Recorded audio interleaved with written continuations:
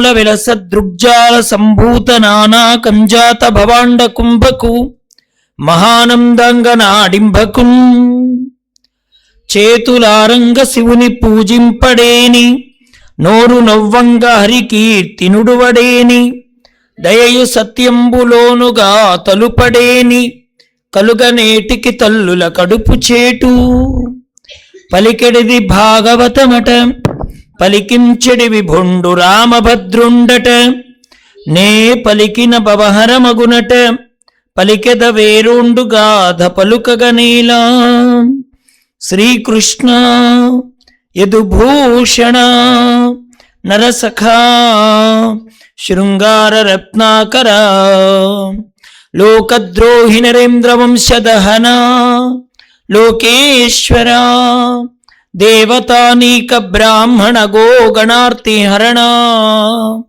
నిర్వాణ సంధాయక నీకున్మృక్కెద త్రుంపవే భవలతల్ నిత్యానుకంపానిధి కృష్ణాయ వాసుదేవాయ హరయే పరమాత్మనే ప్రణతక్లేశనాశాయ గోవిందాయ నమో నమః.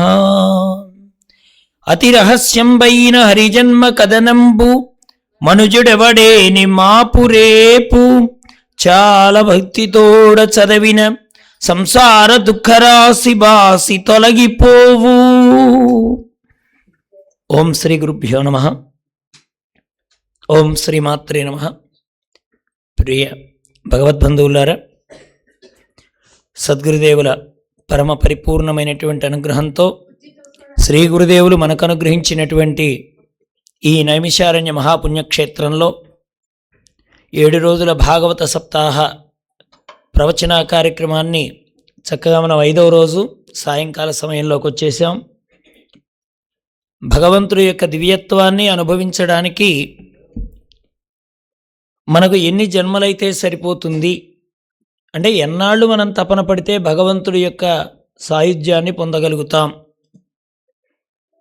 సత్యమా హరినామస్మరణ ఒక్క ముహూర్త కాలము చాలు ముక్తిదమో నృప అని భాగవతం చెప్తుంది. ఎన్నాళ్ళు ప్రయత్నం చేయాలి అంటే సత్యమా హరినామస్మరణ ఒక్క ముహూర్త కాలము చాలు. కలియుగంలో ఉండేటువంటి ఒక గొప్ప లక్షణం ఏమిటంటే ఇది నేను పలుకుతున్నటువంటి మాట యథార్థము అని చెప్పారు. హరినామస్మరణ ఒక్క ముహూర్త కాలము చాలు అంటే మనస్సు నిలిపి చేసినటువంటి స్మరణ ఒక ముహూర్త కాలం సరిపోతుందయా, అది ముక్తికి త్రోవా అని తెలియచేశారు. ఇప్పుడు మనం చక్కగా స్వామివారి యొక్క దివ్యమైనటువంటి ఈ భాగవత సప్తాహంలో మొత్తం భాగవతం ఎన్ని శ్లోకాలండి? 18,000 శ్లోకాలు. ఎన్ని స్కందాలు ఉన్నాయి? 12 స్కందాలు. ఈ 12 స్కందాలు కూడా భగవంతుడి యొక్క శరీరము అని చెప్పారు. అంటే మనకి మొదటి స్కందం దగ్గర నుండి తర్వాత వచ్చేటువంటి 12 స్కందాల వరకు అంటే పాదాలు మొదలుకొని జానువుల వరకు ఉండేటువంటి భాగమంతా కూడా మొదటి స్కందం అని చెప్పారు. జానువుల దగ్గర నుండి కటి ప్రదేశం వరకు ఉండేటువంటి దాన్ని 2వ స్కందంగా చెప్పారు. ఇక తొడ మొదలు పైన ఉండేటువంటి ఈ తొడ భాగం ఊరుగుల భాగం ఏదైతే ఉన్నదో అది 3వ స్కందం. ఇక 4వ స్కందం వచ్చేటప్పటికి ఈ 2 తొడలు కలిపితే 4వ స్కందంగా చెప్పారు. 5వ స్కందం వచ్చేటప్పటికి భగవంతుడి యొక్క బొడ్డు భాగంగా చెప్పారు. 6వ స్కందం వచ్చేటప్పటికి భగవంతుడి యొక్క వక్షస్థలం. 7వ స్కందం వచ్చేటప్పటికి హృదయం. 8వ స్కందం వచ్చేటప్పటికి భుజాలు. 9వ స్కందం వచ్చేటప్పటికి కంఠం. 10వ స్కందం వచ్చేటప్పటికి స్వామివారి యొక్క ముఖం. 11వ స్కందం వచ్చేటప్పటికి ఆయన యొక్క లలాటం. 12వ స్కందం వచ్చేటప్పటికి ఆయన ఒక మస్తకం. అంటే పూర్తిగా భగవంతుడి యొక్క శరీరం అంతా కూడా స్కందాల రూపంలో మొదటి స్కందం దగ్గర నుండి 12వ స్కందం వరకు భాగవత స్వరూపంగా చెప్పారు. చక్కగా ఈ 8వ స్కందంలో అష్టమము అనేటువంటిది చాలా గొప్పది. ఎందుకంటే భగవంతుడు పుట్టింది అష్టమి తిథిలో. అలాగే అష్టమము అనేటువంటిది మనకు భగవద్గీతలో అక్షర పరబ్రహ్మయోగ అని 8వ స్కందానికి 8వ స్కందానికి అక్షర పరబ్రహ్మయోగం అని పేరు. క్షరము అంటే నశించిపోయేది అని, అక్షరము అంటే నశించనిది అని. నశించిపోయేటువంటి దేహము దేని వలన విలువగా మనకు తెలుస్తోందంటే దీనిలో నశించని వాడు ఒకడున్నాడు. అంటే మనం పైకి కనపడేటువంటి దానికి విలువిస్తున్నామా, లోనుండేటువంటి దానికి విలువిస్తున్నామా? అంటే మనకు తెలియక పైనుండేటువంటి దేహం గొప్పదనుకుంటున్నామే, కానీ వాస్తవానికి దాని విలువ ఎప్పటి వరకు ఉంటుందంటే లోనుండేటువంటి వాడు దానిలో ప్రకాశించినంత వరకే. దీనికి మనకి ఈ మధ్య మహాత్ములు మనకేం చెప్తున్నారంటే, ఇప్పుడు చూడండి, మనకు 1 లీటర్ బాటిల్ పెట్టారనుకోండి, ఆ లీటర్ బాటిల్లో నీళ్లు పోస్తే దాని విలువ ఎంత? 20 రూపాయలు. దాని నిండుగా పాలు పోసారండి, ఎంత? 100 రూపాయలు. దాని నిండా తేనె పోసారనుకోండి, దాని విలువ ఎంత? పెరుగుతుంది. దాని నిండా బంగారంతో కూడిన రజను పోసారనుకోండి, బంగారపు తునకలు ఉంటాయి కదా, ముక్కలు, అన్ని ముక్కలు తెచ్చే బాటిల్లో పోసారనుకోండి, ఇప్పుడు ఎంత ఉంటుంది? ఉంటుంది కదా. మరి ఇప్పుడు మీరు దేనికి డబ్బు కట్టారు? పైన ఉన్న బాటిల్ 3 రూపాయలే, కానీ డబ్బు విలువ పెరగడానికి కారణం దాని లోపల ఉండేటువంటి వస్తువు. అలాగే మనం తోలు చూసి పైనుండేటువంటి రూపాన్ని చూసి ఇది చాలా విలువైంది అనుకుంటున్నాం.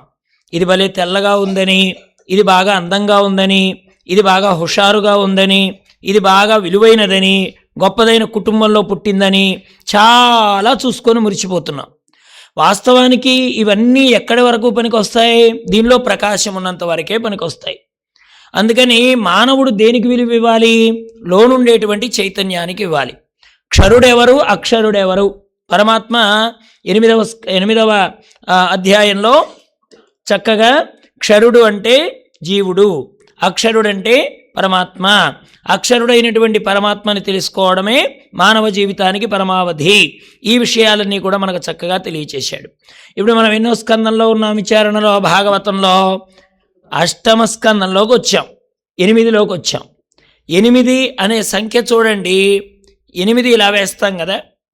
రామకృష్ణానంద స్వామి వారు ఏం చెప్పారంటే, నువ్వు 8ని తిరగేసినా సంఖ్య మారదయ్యా. ఇంకోటి చెప్పాడు, పైన 1 0 కింద 1 0 కలిపామనుకోండి, ఏమవుతుంది? 8. పైది జీవాత్మ, కిందది పరమాత్మ. పోనీ పైదే పరమాత్మ, కిందది జీవాత్మ అనుకోండి. ఇప్పుడు 2 కలిపితే ఏమైంది? 8. అంటే 8 అనేది దేనికి సంకేతం అంటే పరమాత్మ యొక్క మాయాస్వరూపం కూడా 8 విధాలుగా ఉంటుందని భగవద్గీతలో చెప్పారు. భూమిర్ ఆపో అనలో వాయు ఖమ్మనో బుద్ధిరేవచ అహంకార ఇతి యమ్మే భిన్నా ప్రకృతిరష్టదా అని స్వామి కూడా చక్కగా 8 యొక్క వైభవాన్ని చెప్పాడు. ఇప్పుడు మనం 8వ స్కందంలో గజేంద్ర మోక్షణాన్ని విచారణ చేస్తున్నాం. గజేంద్ర మోక్షణం అంటే అర్థం ఏమిటి?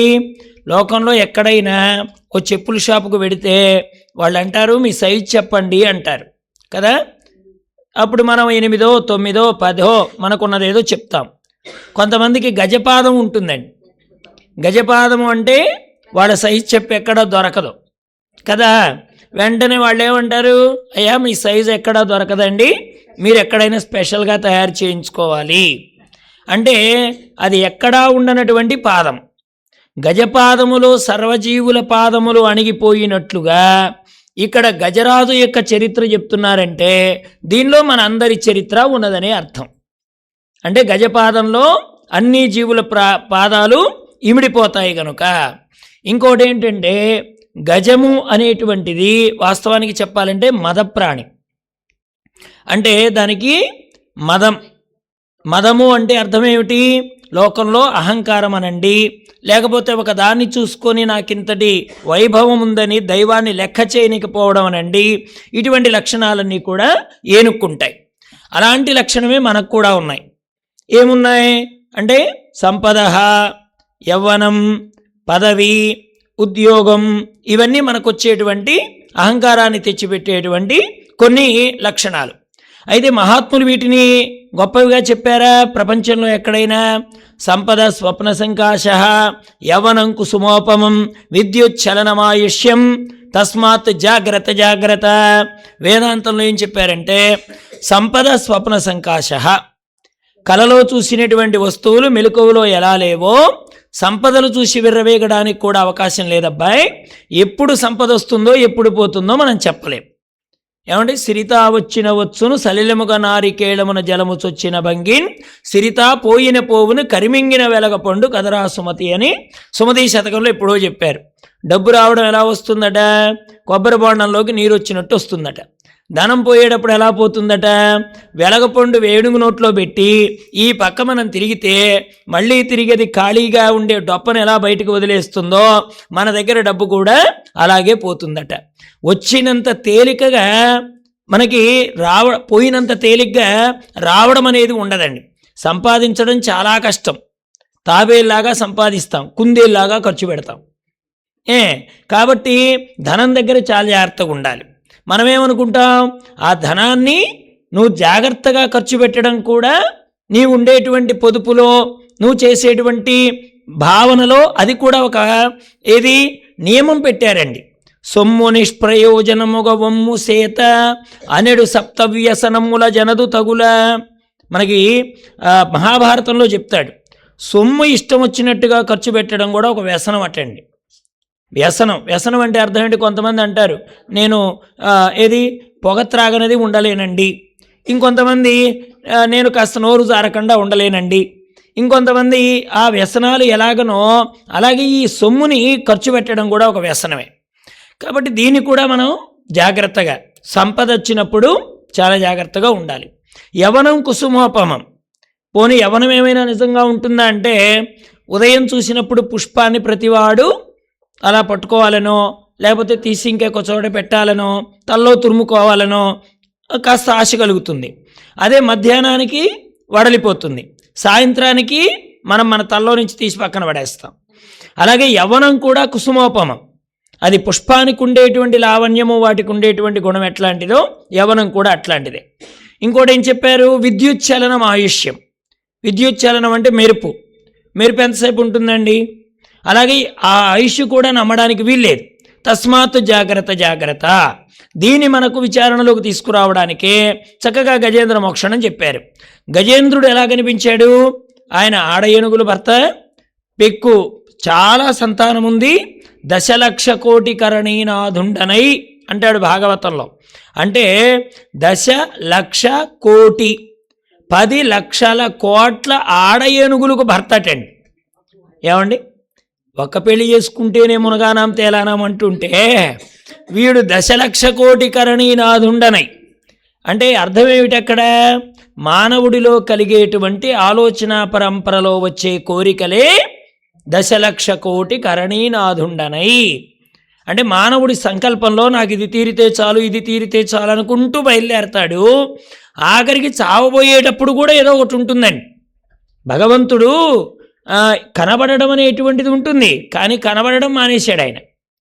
ఎవరో మా గురువుగారిని అడిగారు, రామకృష్ణానంద స్వామి వారిని ఒకసారి అడిగారట, స్వామి మీరు ఇన్ని చెప్తున్నారే, ప్రొద్దున్నే హిరణ్యకశిపుడికి బ్రహ్మగారు కనపడ్డారని, ఇంకెక్కడో చరిత్రలో ధ్రువుడికి విష్ణుమూర్తి కనపడ్డాడని ఇలా చెప్తున్నారు కదా, మరి మనకు కూడా భగవంతుడు ఎందుకు కనబడడం లేదు కలియుగంలో అంటే, కనపడ్డాడట కూడా. ఎలా కనపడ్డాడు? ఒక అంధుడికి తపస్చేశాడు. అంధుడు తపస్చేస్తే పాపం లేని ఈశ్వరుడు ప్రత్యక్షమై ఒక వరం కోరుకోవయా, ఏం కావాలో. వాడు అన్నాడట, ఒక్కటే వరం కోరుకున్నాడట, నాకేం పెద్ద కోరికలే లేవు స్వామి, నా ముది మనవడు బంగారు పళ్ళెల్లో అన్నం తింటూ ఉండగా నేను చూడాలి. ఒక్కటే కోరిక. పరమశివుడు 3 కళ్ళు బైర్లు కమ్మాయట. నేను అడిగింది ఒక్కటైతే వీడు ఒక్కట్లో ఎన్ని పెట్టాడంటే, వీడు పుట్టిగురుడ్డివాడు గనక చూడాలంటే ఏముండాలి? కళ్ళు ఉండాలి. ముది మనవడు వచ్చిందాకా ఉండాలట. అంటే ఏమడిగాడు? ఆయుష్. వాడు బంగారు పళ్ళెంలో అన్నం తినాలంట. ఏం కోరుకున్నాడు అప్పుడు? సంపద. చూసారా? అప్పుడు అనుకున్నాడట, కలియుగంలో మనుషులకు మాత్రం చస్తే కనపడకూడదు, ఎందుకంటే వాళ్ళంతా ప్రమాదకారులు కాదు పాపం పై వాళ్ళందరూ కూడా. అందుకని ఇక్కడ ఇంత చిక్కుంది. ఒక్కసారి భగవంతుడు కనపడ్డాడంటే ఇంత ఇబ్బందులు ఉన్నాయి. అందువల్ల ఇక్కడ మన మీద చెప్తే ఎక్కడ కోపం వస్తుందోనని గజం మీద చెప్పారండి కథని. అందుకనే భాగవతంలో కథలన్నీ కూడా మనలో జరిగేటువంటి అలజడులే, మనల్ని కదిలించి పరమాత్మ వైపు వెళ్ళే మనస్సుకి అడ్డుకట్టపడేటువంటి విషయాలే కథల రూపంలో చెప్పారు. ఆ కథల్లో ఉండే సారాంశం ఏమిటంటే, వివాహమైంది, భార్యలున్నారు, పిల్లలున్నారు, ఆ అడవుల్లో వాటికి ఏం పని? ఎక్కడికైనా వెళ్ళడం, తిరగడం, ఆ చెట్ల కొమ్మల్ని విరవడం. అంటే వయస్సులో ఉన్నప్పుడు మనల్ని ఎంత ప్రేమిస్తారు మన వాళ్ళంటే, ఓ భార్య ప్రేమించినా, పిల్లలు ప్రేమించినా ఎందుకు ప్రేమిస్తారు? లోకంలో తగాదా రావడానికి కారణం ఏమిటి? వెనకటికి ఎవడో రాజుగారి దగ్గరికి వెళ్ళి, ఏమండి నా భార్య ఎప్పుడూ కోప్పడుతూనే ఉంటుంది, కారణం మా అమ్మ నేను కానే కాదు. మా అమ్మ ఎప్పుడూ కోప్పడుతూనే ఉంటుంది, నేను నా భార్య కారణం కాదు. అలాగే నేను ఎప్పుడూ కోప్పడుతూనే ఉంటాను, మా ఆవిడ మా అమ్మ కారణం కానే కాదు. ఏ దోషం వల్ల మాలో కోపాలు వస్తున్నాయంటే డబ్బు లేకపోవడం వల్ల అని ఒక మాట చెప్పేశాడు రాజుగారు. ఎప్పుడైతే డబ్బు ఉండదో ఒకళ్ళ మీద ఒకళ్ళు కోపాలు పెరిగిపోతాయట, అకారణమైన కోపాలు వచ్చేస్తాయట. కాబట్టి ఇక్కడ కూడా మానవుడికి కొన్ని కార్యాలు ఉంటాయి. గృహస్థాశ్రమంలోకి వచ్చిన తర్వాత ఎంతవరకు వాడిని ప్రేమిస్తారంటే వాడి వల్ల మనకు ఉపయోగం ఉన్నప్పుడే. ఈ గజరాజుని ఆడ ఏనుగులు ఎలా ఉపయోగించుకున్నాయంటే, అల్లంత ఎత్తులో ఉన్నటువంటి పండ్లను కోరితే తుండాన్ని పైకి చాచాడు, దాంతో కిందికి దింపాడు, పండ్లను అందించాడు. తర్వాత వాటికి పువ్వులు కావలసి వస్తే చిటారు కొమ్మను ఉన్నటువంటి వాటిని అన్నింటినీ అందించాడు.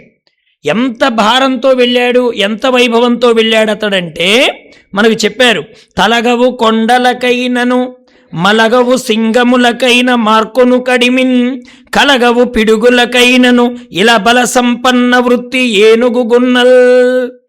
యవనంలో గడ్డం వస్తే అడ్డం తెలియదటండి. గడ్డాలు మీసాలు వస్తాయి కదా మనిషికి. గడ్డం కాస్త చేతికి అందుతూ ఉండగానే ప్రతివాడు అనుకుంటాడట, నేను పెద్దాన్ని అయిపోయాను. ఈ మీసం కాస్త గోటికి అందుతుందో అందదో ఇక నాకు అన్నీ తెలిసిపోయాయి, నాకెవరు సలహాలు ఇవ్వక్కర్లేదు. అప్పటిదాకా తల్లిదండ్రి అంటే ఒక గౌరవమో ఒక పద్ధతి ఉంటుంది. ఎప్పుడైతే చిన్నగా 4 వెంట్రుకలు ఇక్కడ రావడం మొదలెడతాయో, మూతి మీద 4 వెంట్రుకలు వస్తాయో రావో, అన్నీ నాకే తెలుసు, మా నాన్నకేం తెలియదు, అన్నీ నాకే తెలుసు, మా వాళ్ళకేం తెలియదు, ఈ భావన పెరిగిపోతుంది. కారణం ఏమిటి? వాడికి వచ్చేటువంటి యవ్వనంలో కలిగేటువంటి సహజమైనటువంటి మార్పులు. అలాగే యవ్వనంలో ఏనుగు గున్నలు సింహానికి తొలగడం లేదట. కొండలు ఎదురుగా వస్తే కొండని ఢీ కొట్టుకొని వెళ్ళిపోతాయి, కానీ కొండని కూడా లెక్క చేయటం లేదట. అలాగే సింహాలకి తొలగడం లేదట, పిడుగులకు బెదరడం లేదట. అంటే యవ్వనంలో ఉన్నప్పుడు ప్రతి వాడికి ఎలాంటి స్థితి ఉంటుందో చక్కగా చూపించారు, ఏనుగుల మీద పెట్టి చూపించారు. మనం కూడా అంతే, ఒక వయసుకు వచ్చేటప్పటికి ఏమీ లెక్క చేయం. కానీ ఒకనాటికి తెలుస్తోంది, కష్టం అంటే ఏంటో దుఃఖం అంటే ఏంటో తెలియాలంటే కొంత వయస్సు రావాలి, దాంతోపాటు అనుభవం కూడా రావాలి. ఈ 2 వస్తే లోకంలో చూడండి, వివాహం కానివ్వండి అన్నీ వాడే తెలుసుకుంటాడంటారు. అంటే కొంత ధర్మం రావాలి వాడికి. ఆ ధర్మం కలగకపోతే కొన్ని తెలియడం చాలా కష్టం. ఓ రాజుగారు ఉన్నారు, ఓ పూజారి కావలసి వచ్చాడు గుడికి. కావలసి వస్తే సరే ఒక పూజారి వచ్చాడు, పెళ్లి కాలేదు ఆ అబ్బాయికి.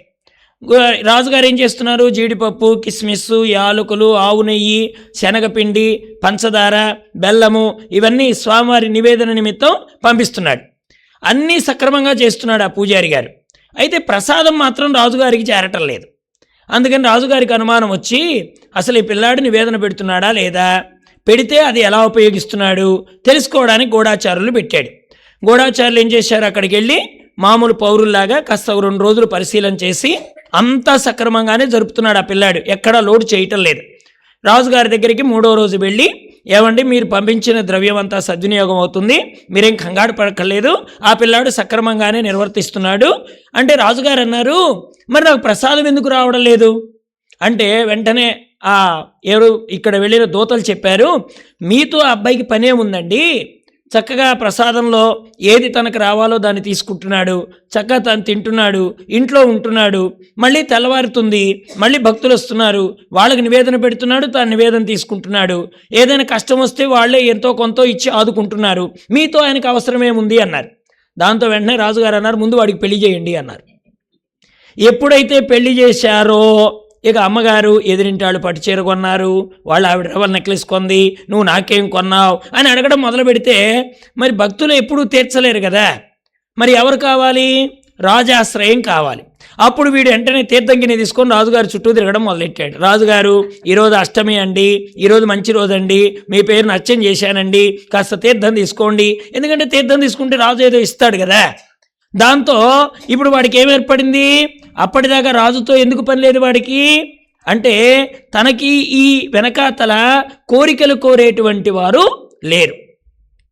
అంటే కోరికలు లేకుండా ఉంటే మానవుడంత ఉన్నతుడు ఎవరూ లేరు. కోరిక ఒకసారి మనస్సులో చొరబడింది అనుకోండి, ఇక వీడే ప్రపంచాన్ని పట్టుకు తిరుగుతూ ఉంటాడు అక్కడ. అలాగే ఇక్కడ ఏనుగులు కూడా, అంటే మన మీద చెప్పలేదు, ఏనుగుల మీద చెప్పారు. ఈ వారి పని వారు చేసుకుంటూ ఇలా కాలం గడుపుతున్న సమయంలో ఇంత వైభవంగా బ్రతికేటువంటి వాటికి మధ్యలో కాస్త సరస్సు కనబడేటప్పటికీ ఆ సరస్సులోకి దిగాలి అనేటువంటి బుద్ధి కలిగింది. సరే, దిగిన తరువాత నీళ్లు త్రాగడం, ఒడ్డుకు రావడం, ఈ రెండు పనులు కనుక చేస్తే అక్కడ దుఃఖం లేదు. ఏం చేశారు? ఆడుకోవడం మొదలెట్టారు. ఆ నీళ్లలో ఆడుకోవడం మొదలెట్టారు. బాగా తుండంతో నీటిని పీల్చడం, ఆ ఎదురుగా ఉన్నటువంటి ఆడ ఏనుగు గున్నల మీద చల్లడం. ఇలా చల్లుతుంటే ఆ నోటిలోకి ఏమేం పోతున్నాయట? చిన్న చిన్న మొసల పిల్లలు పోతున్నాయట. తర్వాత ఎండ్రకాయలు ఉంటాయి, పీతలు, అవి లోపలికి వెళ్ళిపోతున్నాయట. చేపలు వెళ్ళిపోతున్నాయట. ఇలా బయటికి అవి వీటిని చిమ్మేస్తుంటే అల్లకల్లోలం చేశాయటండి. ఆ మడుగునంతా కూడా అల్లకల్లోలం చేశాయి. ఈ లోపల ఏనాటి నుంచి లోపల ఉన్నదో ఒక ముసలి ఇదంతా గమనించి, ఏదైతే ఆడ ఏనుగుగా ఉండి ఇంత ప్రాభవంతో మడుగుని చెలుగుతుందో ఆ ముసలి కాలిని పట్టుకొని అది ప్రయత్నం చేసింది దాన్ని లోపలికి తీసుకోవడానికి. అంటే మనకి వయస్సు అయిపోతోందని ఎవరు గుర్తు చేస్తారు? వయస్సు అయిపోతుందని ఎవరో గుర్తు చేయక్కర్లే, మనలో కొన్ని సిమ్టమ్స్ కనపడతాయి. ఒకవేళ నువ్వు అంగీకరించినా అంగీకరించకపోయినా ఈ లక్షణాలు మాత్రం నీకు తప్పకుండా కలుగుతాయి. వాటిలో మొట్టమొదటిది ఏమిటంటే, కాళ్ళకి మనకి కాస్త కూర్చోలేకపోవడం, తలకు తెల్ల వెంట్రుకలు రావడం, దంతాలు ఊడిపోవడం, నాలుక రుచిని తెలుసుకోవడం తగ్గిపోవడం, కంటి చూపు దృశ్యానికి సంబంధించి అది తగ్గిపోవడం, చెవికి వినికిడి శక్తి తగ్గిపోవడం, ఇవన్నీ కూడా మనకు వయస్సు అయిపోతుందని గుర్తు చేస్తారు. అంటే ఇవన్నీ దేనికోసం చెప్పాడు పరమాత్మ అంటే, అబ్బాయి నువ్వు వ్యామోహంలో పడి ప్రపంచంలోకి వచ్చేసి నువ్వు మృత్యువుకు దగ్గరవుతున్నావు అనే విషయం నీకు తెలియడం లేదు. అలా తెలియడం లేదు కాబట్టి నీకు కొన్ని సూచనలు చేస్తున్నాను. ఏమంటే దశరథుడు మనకు రామాయణంలో చెప్తారు, వాస్తవానికి వాల్మీకి రామాయణంలో కాదండి, మహాత్ములు చెప్పే విషయం. దశరథుడు ఉదయం లేవగానే అద్దం చూసుకునేవాడట. దేనికని? ఎక్కడైనా తెల్ల వెంట్రుకు వస్తే నేను ఇక రాజ్యం వదిలేసి నా పిల్లాడికి అప్పచెప్పి నేను వానప్రస్థాశ్రమానికి వెళ్ళిపోదునుగాక. ఇప్పుడు మనకి ఎన్ని తెల్ల వెంట్రుకలు వచ్చినా బుద్ధి రావటంలే. అక్కడ ఒక్క తెల్ల వెంట్రుకు వస్తే మేల్కొన్నాడు దశరథుడు. ఏది ఒక్కడు వస్తేనే ఇక నాకు ఇక తెల్లవారిపోతుంది నా జీవితం, ఇక నేను ఒకటి తగ్గించుకోవాలి, వ్యామోహం త్రుంచుకోవాలి అని ఆయన ప్రయత్నం చేశాడు. అంటే ఇవన్నీ మనకు కలిగేటువంటి కొన్ని సూచనలు, మన వయస్సు అయిపోతుంది అని. ఒక వయస్సులో జ్వరం వస్తే లెక్క చేయం. ఏది బాగా 20 సంవత్సరాల వయస్సు, 25 సంవత్సరాల వయస్సులో జ్వరం వచ్చింది, ఉద్యోగానికి సెలవు పెట్టాం, ఏముందిలేండి ఒక క్రోసిన్ ట్యాబ్లెట్ పడేస్తేనో లేకపోతే పారాసెటమాల్ వేసుకుంటేనో ఈ పొడుగు అయిపోతుంది, సాయంత్రానికి అదే తగ్గిపోతుంది, ఒక్కరోజు పోకపోతే 1500 కట్ చేస్తారేమో అని భయంతో వాడు పెడతాడు, పనికి పోతాడు. ఇదే జ్వరం 50-60 ఏళ్ల తర్వాత వచ్చిందనుకోండి, వాడు తప్పకుండా 2 రోజులైనా సెలవు పెడతాడు. ఎందుకంటే మళ్ళీ దేహం పడిపోతుందేమో, ఇంకా ఇబ్బంది వస్తుందేమో, ఇది ప్రమాదకారిగా మారుతుందేమో, మృత్యు వచ్చేస్తుందేమో. అన్నింటికంటే పెద్ద భయం ఏమిటంటే మానవుడికి మృత్యువే పెద్ద భయం. మృత్యువుకు సంబంధించింది భయంతోనే ప్రారంభమవుతుంది. ఎందుకంటే మనం దాన్ని వస్తే అనుభవించేటువంటి దుఃఖం కంటే కూడా వస్తుందేమోనని అనుభవించే దుఃఖం ఎక్కువ. ఏమండి, రామకృష్ణానంద స్వామి వారు చెప్పేవారు, ఎక్కడో చోట కలరా తల్లి అన్ని గ్రామాలు వ్యాపించి జనాన్ని తీసుకుపోవాలని ఒక నియమం పెట్టాడు యమధర్మరాజు. పెడితే ఒక ఊరిలోకి వెళ్ళి ఒక 10 మందిని కలరాతో తీసుకురావాలి ఆవిడే. దీంతో యమధర్మరాజు పిలిచి, పలానా ఊరు వెళ్ళి నువ్వు కలరా వ్యాపింపచేసి ఓ 10 మందిని ఇక్కడికి పట్టురావాలి.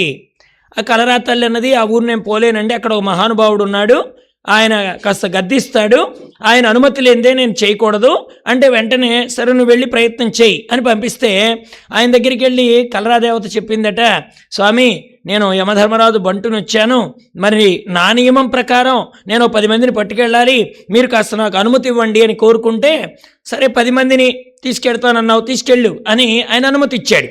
తెల్లవారేటప్పటికీ కలరాతో 100 మంది చచ్చిపోయారట. వెంటనే కలరాదేవతని పిలిచాడట ఆ పెద్ద ఆయన. పిలిచి నీకు బుద్ధి ఉందా, నువ్వు కూడా మనుషుల్లాగా తయారయ్యావు, 10 మందిని తీసుకెడతానని పక్కన కూర్చున్నా కలిపావు, 100 మందిని తీసుకెళ్ళావు, నీకు బుద్ధి ఉందా? అప్పుడు ఆ కలరా అందట, నేను తీసుకెళ్ళింది 10 మందినేనండి, 90 మంది భయంతో చచ్చారు అందట. ఆ 10 మందికేమో కలరా వచ్చి చచ్చిపోయారు, మిగతా 90 మంది వచ్చిందేమోనని భయంతో చచ్చిపోయారు, కరోనా లాగా. కాబట్టి అసలు వచ్చింది కొంత, దాని భయంతో చనిపోయింది కొంత. కాబట్టి మానవుడికి అత్యంత ప్రమాదకరమైనది ఏమిటి? భయమే పెద్ద మృత్యువు. కాబట్టి ఇది సూచనని గమనించలేక మానవుడు అనుకుంటాడు, ఆ తెల్ల వెంట్రుకే కదా ఏం పోయింది, దంతాలే కదా ఊడిపోయింది, కాళ్ళ నొప్పులే కదా వచ్చింది అనుకుంటాడే కానీ ఇవన్నీ మన మన మన ఆయుష్ వెళ్ళిపోతోందని సూచనలు ఇవన్నీ కూడా.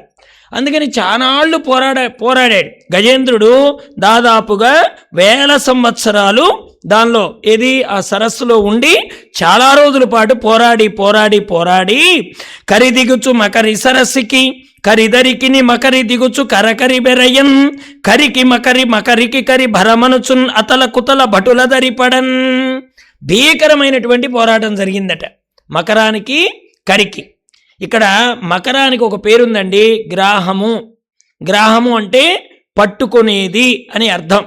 బాగా గట్టిగా పట్టుకునేది ఏమిటంటే మృత్యువే. వాడిని తనల వైపుకు తీసుకెళ్లేది, తను వీడి పరమయ్యేంత వరకు మనల్ని లాక్కెళ్ళేది మృత్యు అనేటువంటిది ఒకటి ఉంది. భగవద్గీతలో స్వామి చెప్తాడు కదా, ఏది మనకు బాల్యము, యవ్వనము, కౌమారము ఇవన్నీ వస్తూ ఉంటాయి. దీంతో పాటుగా మనం ఒకటి గుర్తుపెట్టుకోవాలి, తదా దేహాంతర ప్రాప్తి ధీరస్తత్ర నముహ్యతి దేహినోస్మిన్ యదా దేహే కౌమారం యవ్వనం జర. ఇక్కడ చాలా బాగా చెప్పాడు పరమాత్మ. అబ్బాయి, నీకు బాల్యం తెలుస్తోంది, యవ్వనం తెలుస్తోంది, కౌమారం తెలుస్తోంది, వార్ధక్యం వచ్చిందని తెలుస్తోంది. ఈ 4 చూసే వాటినే చూస్తున్నావు, కానీ ఇవి గడిచి వెళ్ళిపోయిన తరువాత దేహ అనంతర ప్రాప్తి ఒకటి ఉంది. ఏమిటది? మనం పొందబోయేటువంటి స్థితి. ఇప్పుడు భగవంతుడు ఈ దేహాన్ని ఎందుకు ఇచ్చాడండి? మరలా దేహం పొందకుండా ఉండేటువంటి పని దీన్ని ఉపయోగిస్తూ నువ్వు చేసుకో అని పరమాత్మ ఇచ్చాడు. మనం ఏం చేస్తున్నాం? దీనికి తోడు ఇంకో దాన్ని తోడు తెచ్చుకుంటున్నాం. అంటే ఇప్పుడు అనుభవించే కర్మ చాలక మరలా దీంతో చేయకూడని కర్మలు ఇంకా చేస్తూ మళ్ళీ వీటిని అనుభవించడానికి సరిపోయేటువంటి ఇంకో దేహాన్ని మనం తోడు తెచ్చుకుంటున్నాం. అంటే ఎంత ప్రారంధం అనుభవిస్తున్నాం? ఇవన్నీ మనం అనుభవించి వచ్చిన శరీరాలే. కానీ బుద్ధి ఎప్పుడు వస్తుంది? కబీర్ గారు ఓ చోట రామనామం చేస్తూ పెడితే వాళ్ళ స్నేహితుడు ఒక ఆయన ఉండి, నాకు కూడా రామనామానికి రావాలని ఉందిరా, మా పెద్దబ్బాయి పెళ్ళైతే వస్తానన్నాడు. ఆ పెద్దబ్బాయి పెళ్ళి ఎప్పుడవుతుందా అని కబీర్ గారు ఎదురు చూశారు. వాడి పెళ్లి కాగానే వెళ్ళాడు, తెల్లవారే వెళ్ళి కూర్చున్నాడు. ఏమర్రా పొద్దున్నే వచ్చావన్నాడు. మీ పెద్దాడి పెళ్ళైతే రామనామానికి వస్తానన్నావు కదా, అందుకొని వచ్చానన్నాడు. వాడన్నాడు, నా ప్రాణానికి మాట అన్నాను వీడితోటి, వీడేమో నన్ను వదిలిపెట్టేటట్లేడు, ఏం చెయ్యాలి అని. సరే ఎట్లా తప్పించుకోలేక, సరే కాలంలో చూద్దాంలే, మా చిన్నాడికి కూడా పెళ్ళి అయితే అప్పుడు చూద్దాం. సరే వాడి చిన్నాడికి ఎప్పుడు పెళ్ళి అవుతుందని మళ్ళీ ఎదురు చూస్తున్నాడు. ఈ లోపల ఈ పెద్దాడికి ఒక పిల్లాడు పుట్టాడు, వాళ్ళ చిన్నాడికి పెళ్ళి అయ్యింది. ఇక వస్తాడులే అని వెళ్ళి కూర్చుంటే, ఒరే మా పెద్దాడు ఒప్పుకోవట్లేదురా, ఏటి అన్నయ్యకి పిల్లాడు పుట్టాడు ఉన్నావు, చిన్నాడికి ఇప్పుడే కదా పెళ్ళయింది, వాడేమంటున్నాడు, అన్నయ్య పిల్లాడికి పుట్టిందాకు ఉన్నావు కదా, నాకు కూడా పిల్లాడు పుట్టిందాకు ఉండు అని మా చిన్నాడు ఒకటే గొడవ చేస్తున్నాడు రా, కాబట్టి వాడికి పిల్లలు పుడితే వస్తాను అని చెప్పాడు. ఇలా కాలం గడుస్తుంటే ఓ రోజున కాలం వచ్చింది, వెళ్ళిపోయాడు. పాపం ఇంటి ముందర అందరూ కూర్చొని ఏడుస్తున్నారు. వెళ్ళిపోయాడు ఆ పెద్ద ఆయన. ఈ కబీర్ గారు ఏం చేశారు, దారిలో వెడుతూ ఏమిటా ఇంత గందరగోళంగా ఉందని పోయి చూస్తే వాళ్ళ స్నేహితుడు వెళ్ళిపోయాడు. పాపం అనుకున్నాడు, ఒరే పెద్దాడి పెళ్ళైతే వస్తానన్నావు, వాడికి పిల్లాడు పుట్టాడు, చిన్నాడు పెళ్ళైతే వస్తానన్నావు, వాడికి పిల్లాడు పుడితే వస్తానన్నావు, మరి ఎముడొచ్చినప్పుడు కూడా ఒక నెల రోజులాగా వస్తానని చెప్పలేకపోయావా? నాతో ఇన్ని మాటలు చెప్పావే, సంవత్సరాల కాలం అంతా గడిపేశావే, మరి యముడితో కూడా చెప్పలేకపోయావా అని అనుకుంటుంటే ఓ రోజున ఆ ఇంటికి వాడు ఎద్దు రూపంలో వచ్చాడు. చనిపోయిన వాడే ఎద్దు రూపంలో వచ్చాడు. ఎద్దు రూపంలో రాగానే ఎద్దు రూపంలో వచ్చిన వాడిని చూసి, ఒరేయ్ నువ్వు నా స్నేహితుడు కదూ, ఏమిట్రా ఎద్దు రూపంలో వచ్చావు అని అడిగాడు కబీరు. ఆ ఎద్దు రూపంలో ఉన్నాడు. అంటున్నాడు, ఒరే బొత్తిగా మా వాళ్ళకి ఈ వ్యవసాయం చేయడానికి జంతువుని కొనుక్కురావడానికి వెళ్ళారు, ఇంకో జంతువు గనక అయితే శుభ్రంగా గడ్డి తింటుంది, కుడి తాగుతుంది, కమ్మగా పడుకుంటుంది, పని చెయ్యదు, అందువల్ల మా వాళ్ళు నష్టపోతారు గనక నేనే ఎద్దులాగా పుట్టి వీడికి కాస్త తక్కువ గడ్డి తిని తక్కువ కుడి తాగి ఎక్కువ పొలం దున్ని వాడికి 200 రూపాయలు సంపాదిద్దామని ఎద్దుగా వచ్చాను అన్నాడు వాడు. సరే, ఎద్దుగా వచ్చిన తర్వాత కొంతకాలానికి ఎద్దు కూడా అయిపోయింది, వాడి జన్మ కూడా వెళ్ళిపోయింది. తర్వాత కుక్కలాగా వచ్చి వాకిట్లో పడుకుంటే కబీర్ కనిపెట్టాడు. ఏమర్రా, కుక్క రూపంలో వచ్చావన్నాడు. మా వాళ్ళకి కొద్దిగా భయం లేదురా, తలుపులు చూడు ఎలా తీసి వెళ్ళిపోతున్నారో, లోపలికి ఎవరైనా చొరబడి వెళ్ళిపోయి లోపల నేను సంపాదించిన ఆస్తి అంతా తీసుకెళ్ళిపోతే రేపు వీళ్ళు ఎలా బ్రతుకుతారా, ఇంతకాలం అవుతుంది వాళ్ళకి బుద్ధి రాలేదు, కనీసం ఎవరూ లోపలికి రాకుండా ఉందురు కదా అని కుక్కలాగా వచ్చి పడుకున్నాను అన్నాడు. సరే, కుక్క కూడా కొన్నాళ్ళకి అయిపోయింది దాని జీవితం. ఈసారి త్రాచుపాములాగా మారి బీరువా మీద పడుకున్నాడు. ఎందుకంటే ఎవడైనా ఆస్తి పేపర్లు తీసుకెడతాడేమో, బ్యాంకులో పుస్తకాలు తీసుకెడతాడేమో, దస్తావేజులు తీసుకెడతాడేమో అని బీరువా మీద పడుకున్నాడు. వాళ్ళ మనవడు బీరువా తెరుస్తున్నాడు. ఈ పాము రూపంలో ఉన్నాడు అనుకున్నాడు, బయటవాడు వచ్చాడా మావాడే వచ్చాడా అని తల కిందగా పెట్టి ఇలా చూస్తున్నాడు. వాడు త్రాచుపాము అని అరుస్తున్నాడు. వీడేమో నేను తాతని అని బుస్ అంటున్నాడు. వాడికి అర్థమై చేస్తాయి కదా వీడి భాషను. వీడేమో బుస్సు అంటున్నాడు, అంటే నేను తాతను రా అంటున్నాడు. వాడు త్రాచో అంటున్నాడు, కానీ తాత వాడికి ఏం తెలుస్తుంది? 4 జనం వచ్చారు, తలప చితక్కొట్టేశారు, కర్ర మీద పట్టుకొని తీసుకెడుతుంటే కబీర్ గారు ఎదురయ్యారు. అప్పుడు ఈ త్రాచుపాము రూపంలో ఉన్న వాడిని గుర్తుపెట్టి, ఒరే ఇప్పుడైనా బుద్ధి వచ్చిందా అంటే వాడట తల ఇలా ఊపుతూ ఉంటాడట. ఇంకా రాలేదు. తల చితక పొడిచి రక్తమోడుతున్నా తనవాడే మృత్యువుగా మారి తన తల చితక కొడుతున్నా బుద్ధి రాలేదనేంతటి గట్టి లక్షణం కలిగినటువంటి వాడండి ఈ జీవుడు. ఒక్క జన్మకు వస్తుందా బుద్ధి? ఎప్పటికొస్తుంది? అందుకనే దేహాలు మారినా కానీ బుద్ధులు మారాలి. తల మారితే కానీ బుద్ధి రాలేదండి దక్షుడికి. అవును కదా, దక్షయజ్ఞం అదే కదా. వాడికి తల పోయితే కానీ బుద్ధి మారలేదు, మేకతల వస్తే కానీ బుద్ధి రాలేదు. మనిషి తలతో ఉన్నప్పుడు శివుణ్ణి గుర్తించాడా? మనిషి తలతో ఉన్నప్పుడు శివుణ్ణి దూషించాడు. దూషించిన తల తెగితే కానీ బుద్ధి రాలేదు వాడికి. కాబట్టి తలలు మారడం కాదండి, బుద్ధి మారాలి. అన్నింటికంటే గొప్పది ఏమిటంటే బుద్ధి. ఇప్పుడు మనకి దేవతల వాహనాలు జంతువులు ఎందుకున్నాయండి? వాటి బుద్ధిని మార్చుకున్నాయి. చపలత్వాన్ని మార్చుకుందేమో ఆంజనేయుడు దేవుడయ్యాడు కదా, క్రూరత్వాన్ని మార్చుకుందేమో అమ్మవారికి వాహనం అయింది, అంతే కదా. బయట దృష్టిని మార్చుకుని లో దృష్టిని అలవర్చుకుందేమో నంది శివుడికి వాహనం అయింది. అంటే ఇక్కడ ఎక్కడైనా మానవుల్ని చూస్తున్నామా అండి మనం? స్వామివారి వాహనాల్లో మనం ఇన్ని దేవతాలయాలకు వెళ్ళామే, ఉంటే పక్షులు ఉంటున్నాయి, లేకపోతే జంతువులు ఉంటున్నాయి, ఎక్కడైనా మనిషి కనపడుతున్నాడా వాహనంగా? అంటే ఏం చెప్తున్నారు అక్కడ? నీలో పశుత్వాన్ని తగ్గించుకొని మనుష్యత్వంగా నువ్వు బ్రతికితే అది దేవుడికి నిజమైనటువంటి దగ్గరయ్యే దారి. మనం ఏం చేస్తున్నామంటే పశువులైనా మారుతున్నాయేమో కానీ దేవుడికి వాహనాలుగా మనం మారలేకపోతున్నాం. మనం మారే ప్రయత్నం చేయాలంటే గుణం మార్చుకునే ప్రయత్నం చేయాలి. అందుకని ఎప్పుడైతే ఆ ఏనుగులన్నీ కలిసి ఒడ్డుకు చేరిపోయాయి, ఇక ఏమండి ముసలి పట్టనంత వరకే చుట్టూ ఎవరు ఉన్నారు? భార్యలు ఉన్నారు, పిల్లలు ఉన్నారు. ఒక్కసారి ముసలి పట్టిన తర్వాత అందరూ ఒడ్డుకు చేరిపోయారు. ఇప్పుడు ఈ గజేంద్రుడు ఏమయ్యాడు? ఒంటరి వాడయ్యాడు. ఏమండి ఒంటరిగా వచ్చాడు. ప్రపంచంలో బంధాలన్నీ తరువాత వచ్చాయండి. ఈవిడ నా తల్లని, ఇతడు నా తండ్రిని, వీళ్ళు నా బంధువులని, వీళ్ళు నా దాయాదులని ఎప్పుడు తెలిసింది మనకి? అంతకు ముందర తల్లిని చూసినా ఏడ్చాం మనం. చిన్నపిల్లాడు ఉంటాడండి, వాడు ఎవరిని చూసినా ఏడుస్తాడు, లేకపోతే నవ్వుతాడు. వాడికి ఆనందం కలిగిందనుకో త్రాచుపామును చూసేనే నవ్వుతాడు వాడికి దుఃఖం కలిగిందనుకో తల్లిని చూసినా ఏడుస్తాడు వాడికి ఏం తెలియదు చిన్నపిల్లలప్పుడు. తర్వాత మనమే పక్క నుండి ఒరే ఈవిడ మీ అమ్మరా అని పాటికి 10 మాటలు చెప్తే ఆ ముఖాన్ని బాగా గుర్తుపెట్టుకొని ఇది నాకు బాగా పరిచయమైన ముఖం కనుక వీళ్ళు నాకు మిత్రులు అనే భావన వాడిలో ఏర్పడుతుంది. అంటే మొదటిలో ఒంటరిగా వచ్చాడు, బంధుత్వాలు మధ్యలో వచ్చాయి, ఆఖరికి బంధుత్వాలు అన్నీ విడిచిపెట్టబోతున్నాడు. వాడొక్కడే వెడుతున్నాడు. కర్మానుగో గచ్చతి జీవ ఏకః. వాడొక్కడే పెడుతున్నాడు. మరి ఏం తీసుకువెడుతున్నాడు? సుకృతం దుష్కృతం చైవ గచ్చతి అనుగచ్చతి. ఏం పట్టుకెడుతున్నాడు?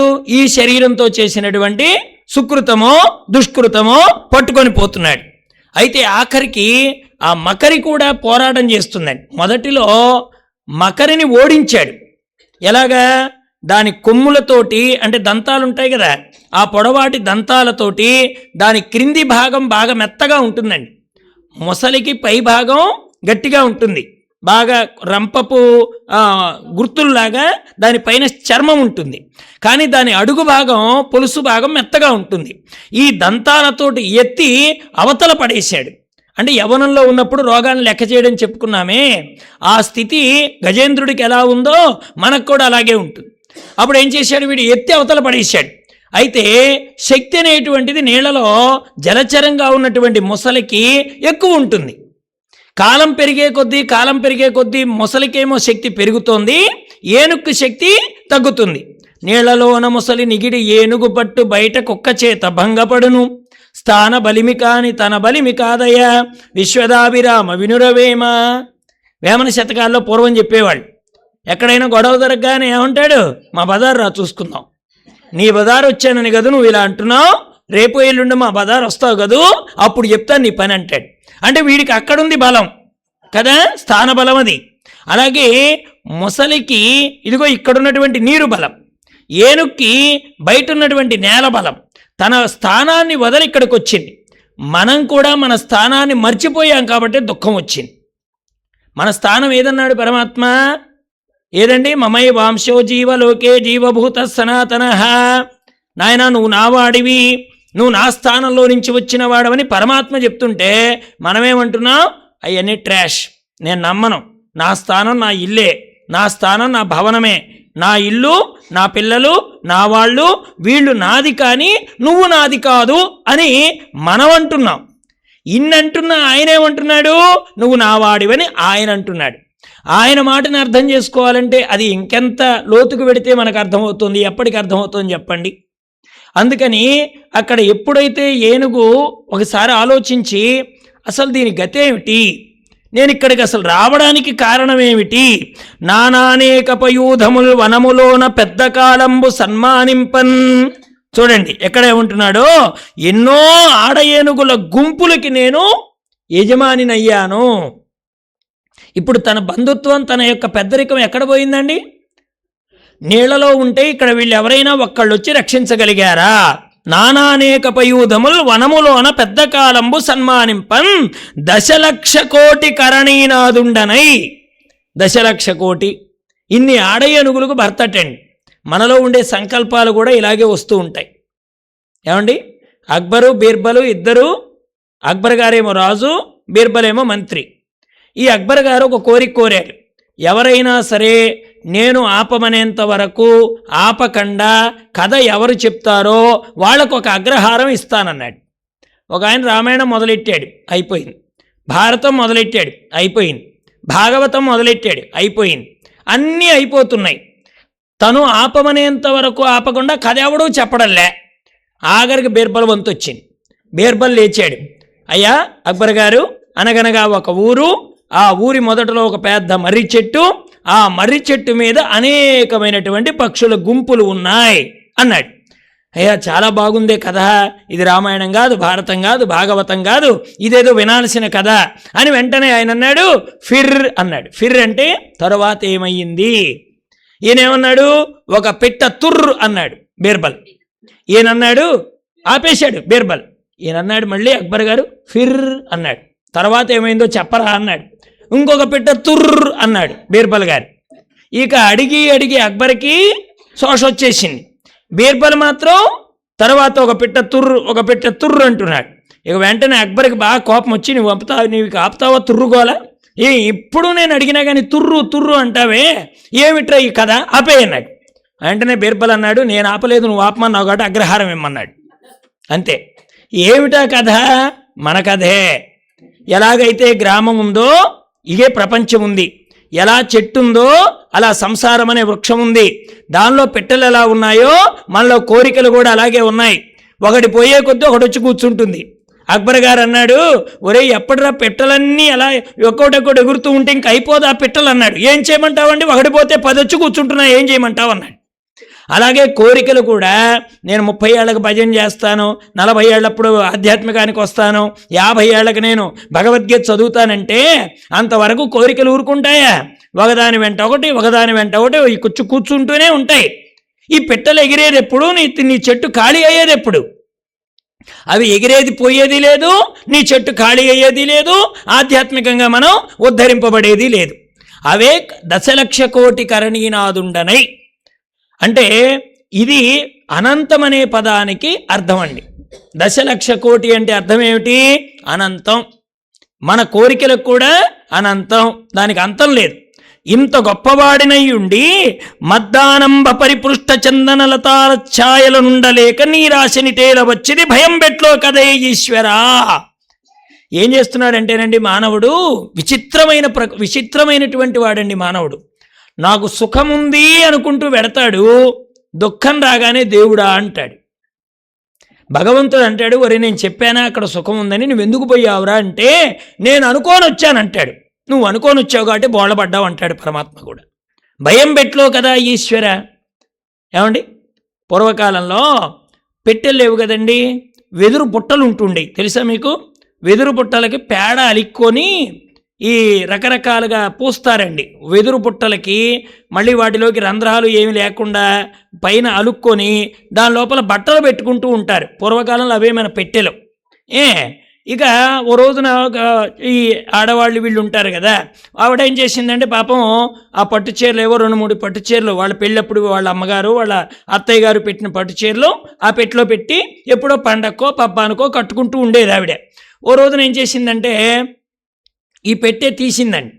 ఈ పెట్టె తీసి మూత పెట్టడం మర్చిపోయి ఏదో ఆడావుల్లో ఉంది, చీర కట్టేసుకుంది ఆవిడ, ఏదో వాళ్ళ వేడుకకు వెళ్ళింది. తిరిగి వచ్చే లోపల ఈ పెట్టెలో ఏమైనా తినడానికి ఉంటుందేమోనని పాము చొరబడిందండి, త్రాచుపాము. వెళ్ళి ఆ పెట్టెలోకి పోగానే వాళ్ళ ఆయన వచ్చి, ఇదేమిటి పెట్టి మూత తీసిపోయింది మా ఆవిడ, అసలు బొత్తిగా భయం లేకుండా పోయింది, నేను లేకపోతే కొంపేమైపోతుందో అన్నట్టుగా ఈయన ఏం చేశాడు, దాని మీద మూత పెట్టాడు. ఎవడేమో మూత తీసి వెళ్ళింది, త్రాచుపాము ఏదో తిందామని లోపలికి వెళ్ళింది, వాళ్ళ ఆయనేమో మూత పెట్టేసిన తరువాత ఇక దీని బయటికి రావడానికి దీనికి అవకాశం లేదండి. లేకపోతే అక్కడికి ఒక ఎలిక వచ్చిందండి. ఆ ఎలిక అనుకున్నది కదా, దీని లోపల ధాన్యం ఉండొచ్చుగాక, నేను తిని నా జీవితాన్ని కాపాడుకుందునుగాక అని ఏం చేసింది, ఆ ఎలుకంటే ఆ బుట్టను కొట్టడం మొదలెట్టిందండి. కొట్టడం మొదలెట్టేటప్పటికి చిన్న రంధ్రం చేసింది, ఎలుక లోపలికి వెళ్ళింది, పాముకు ఆహారం అయ్యింది, అదే రంధ్రంలో నుంచి పాము బయటకు వచ్చింది. ఇప్పుడు మనకు ఉన్నది ఊహించడానికి, అక్కడ ఉన్నది జరగడానికి ఎంత వ్యత్యాసం ఉంటుందో చూడండి. ఏదో ఉందనుకొని పాము వెళ్ళి చచ్చాన్రా అనుకున్న పాముకి ఏదో తిందామని వెళ్ళిన ఎలుక ఆహారమై ఎలుక చేసిన కన్నంలో నుంచే పాము బయటికి వచ్చింది కదా. ఇది ఎవడు ఊహించగలుగుతాడు? మనకేమైనా ఊహకు అందుతుందా? ఈశ్వరుండు ఏ విష్ణుండు ఎవడికి ఏ వేళ ఏమి చేయు పురుషుడు ఏమి ఎరుగు, మహాత్ములు విద్వాంసులు అతని మాయలకు అణగి మెలగుచుందురు అంధులగుచూ. ఎప్పుడేం జరుగుతుందో మనకు తెలియదు. అయిపోయిన తర్వాత అనుకొని ఏమిటి ప్రయోజనం? లోకంలో మనదంతా కూడా చేతులు కాలేక ఆకులు పట్టుకున్న చందాన అంతా అయిపోయిన తర్వాత బాధపడతాం. ఎందుకంటే అది జరగాల్సిన ప్రారంధం మన నెత్తిన ఉన్నప్పుడు మంచి వాళ్ళ మాటలు కూడా మనం వినము. 10 మంది చెప్తారండి, ఆ త్రోవ మంచిది కాదురా నువ్వు వెళ్ళకు అని. వాడికి ఆ కర్మ అనుభవించాల్సి ఉందనుకోండి, వాడు టక్కున ఆ వైపుకే వెళ్ళిపోతాడు. వాడు ఎంతమంది చెప్పినా వాడి ప్రారంధ కర్మ ఉండనివ్వదు, ఆ వైపుకి ఇచ్చిగడుతుంది. ఈయన అనుకుంటున్నాడు, అసలు నేను ఇక్కడికి ఎందుకు వచ్చాను? ఇదిగో ఎక్కడో చక్కగా చెట్ల క్రింద ఉండి ఆ ఛాయల్లో జీవితాన్ని గడుపుకోక ఇక్కడికి ఎందుకు వచ్చాను? భయం పెట్లో కదా ఈశ్వర. ఇప్పుడు ఏ అవస్థ వచ్చి పడిందంటే, భయం లేదనుకుంటూ నీళ్ళల్లోకి వచ్చాను, భయం వచ్చి పడింది అంటే ఇక్కడ ఏం చెప్తున్నాడు గజేంద్రుడు? మనం అనుకున్నట్లుగా ప్రపంచం ఉండదు. మనం అనుకుంటాం ప్రపంచం ఇంత బాగుంటుంది, నేను వెళ్ళే చోట ఆ సౌఖ్యం ఉంటుంది, ఈ సౌఖ్యం ఉంటుంది. ఏమండి, మన రామకృష్ణానంద స్వామి వారు చెప్పేవారు, పెళ్లి పత్రికలు పంచేటప్పుడట 1000 క్యాండిల్ బల్బులాగా వెలిగిద్దాడు పెళ్లి కొడుకు ముఖం. 1000 క్యాండిల్ బల్బు ఎలా ఉంటుందో అలా వెలిగిపోతుందట. నా పెళ్లికి మీరందరూ రావాలి, ఊరందరికీ భోజనాలు, మీరు రావాలని కేకలేసి పిలుస్తాడట. పెళ్ళయి 2 సంవత్సరాలు కాగానే ముఖం నల్లబడిపోతుందట. 0 బల్బు కంటే హీనమైపోతుందట. వెంటనే అడుగుతారట, ఏమర్రా 2 ఏళ్ల క్రితం అంత ఎగిరేవే అంటే వాడంటాడట, ఎగిరడం అయిపోయింది, ఇప్పుడు నా తెక్క కుదిరింది అంటాడట. అంటే ఎంతకాలం ఉంటుంది ఆనందం అంటే, మనం ఆనందం అనుకున్నదన్న చోట ఉండదు. లేదు అనుకుని ఒక పనిని ప్రారంభించి మనం అడుగు పెడితే ఓ రోజున మనకు అదే దిక్కయ్యి మన ప్రాణాన్ని కాపాడుతుంది. ఆ రోజు నా ఉద్యోగం నాకు ఇష్టం లేదండి, కానీ బలవంతాన్ని చేరాను, ఈరోజు అదే లేకపోతే నా తిండి ఏమైపోయేదోనండి, భగవంతుడు ఎంత మేలు చేశాడో. అంటే అక్కడ ఏం చేశాడు భగవంతుడు? నువ్వు ఊహించింది ఒకటి, అక్కడ జరిగింది ఒకటి. ఆ జరిగిన దానిలో నీకు అనుకూలంగా ఉంటేనేమో ఆనందం అంటున్నావు, నీకు ప్రతికూలకంగా ఉంటేనేమో దుఃఖం అంటున్నావు, దుఃఖం వస్తేనేమో దేవుడి మీద వేస్తున్నావు, ఆనందం వస్తేనేమో నీకు నువ్వు ఆపాదించుకుంటున్నావు. ఇది ఎంత విచిత్రం! మానవుడి యొక్క లక్షణం ఇలా ఉంటుంది. ఇదే సరస్సులో నుండి బయటికి క్షేమంగా వచ్చాడనుకోండి, ఈ విచారణ ఉంటుందా గజేంద్రుడికి? హాయిగా లోపలికి వెళ్ళిన వాడు నీడి పోసేసుకొని బయటకు వచ్చాడు అనుకోండి, మన గజేంద్ర మోక్షణం ఉంటుందా? ఈ ఆలోచన ఉంటుందా? గజేంద్రుడు అనుకున్నాడు, చక్కగా చెట్ల కింద ఉండలేక నాకు ఎందుకు వచ్చిన కర్మ ఇక్కడ ఆడుకోవడానికంటే, వాస్తవానికి ఆ మొసలి నివాసం అదేనండి. ఇక్కడ మీరు గమనించండి, మొసలి దగ్గరికి గజేంద్రుడు వచ్చాడా, గజేంద్రుడి దగ్గరికి మొసలు వచ్చిందా? సంసారంలోకి నీ వెళ్ళావా, నీ దగ్గరికి సంసారం వచ్చిందా? నీవే ఎగురుకుంటూ పోయావు సంసారంలోకి, సంసారమే నీ దగ్గరికి రాలేదు. నువ్వే పెళ్లి కార్డులు పట్టుకొని ఎగురుకుంటూ పోయావు, నా పెళ్ళో నా పెళ్ళో నా పెళ్ళో అని ఎగురుకుంటూ నువ్వు పోయావా, వాడు వచ్చాడా? అది వచ్చిందా? అదేం రాలే, వీడే పోయాడు. ఎక్కడుండాలో కాసారం అక్కడే ఉంది, నీళ్ళు ఎక్కడుండాలో అక్కడే ఉంది, కానీ నీళ్లను వెతుక్కుంటూ పోయింది ఎవడు? గజేంద్రుడు. వెళ్ళిన గజేంద్రుడు పని చూసుకొని బయటికి రాకుండా కాలం గడిపింది ఎవడు? గజేంద్రుడు. అసలు ముసలికి నివాసమా గజేంద్రుడికి నివాసమా? ముసలికే నివాసం. వచ్చి పట్టుకోవడానికి కారణం ఏంటి? గజేంద్రుడు అందులో ఉండటం. కానీ ఈ గజేంద్రుడు ఏమంటున్నాడు? ముసలొచ్చి నన్ను పట్టుకుంది కానీ నా తప్పు లేదంటున్నాడు. ఇది ఎంత విచిత్రం అండి! మన జీవితానికి చాలా దగ్గరగా ఉంటుంది గజేంద్ర మోక్షణం. ఇక్కడ వాడు పట్టుకు లాగుతుంటే అప్పటికనుకున్నాడు, నేను అక్కడ నీళ్ళలో ఉండలేక ఇక్కడికి ఎలా వచ్చింది అని ఒక్కసారి అసలు ఏం జరిగిందనేటువంటి దాన్ని ఒకసారి తలచుకున్నాడు. నేనిప్పుడు ఇక్కడ గజంగా ఉన్నాను, ఈ గజంకి రాకముందర నా జన్మేమిటి? ఈ దుఃఖం రావడానికి కారణం ఏంటి? ఒక దుఃఖం అనుభవిస్తున్నామంటే దీని వెనకాతల కారణం ఉంటుందండి. కారణం లేకుండా కార్యం జరగదు ప్రపంచంలో, ఏదో ఒక కారణం ఉంటుంది. అందుకని ఇదంతా చేసిన వాడు ఎవడో ఉన్నాడు.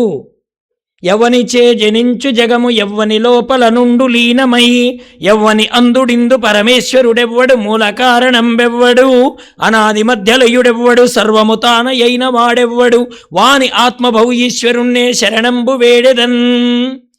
చిన్నప్పుడు మన ఇళ్లలో ఇప్పుడంటే డాబాలు వచ్చేసాయి, కానీ పెంకుటిళ్ళు కట్టుకున్న వాళ్ళకి ఒక గొంజలు ఉంటూ ఉండేవండి. గొంజలు అంటే ఒక కొయ్యతో తయారు చేసినటువంటి ఓ పెద్ద, ఇప్పుడు స్తంభం ఎలా ఉందో అలాగే పెద్ద గుంజలు ఉంటూ ఉండే.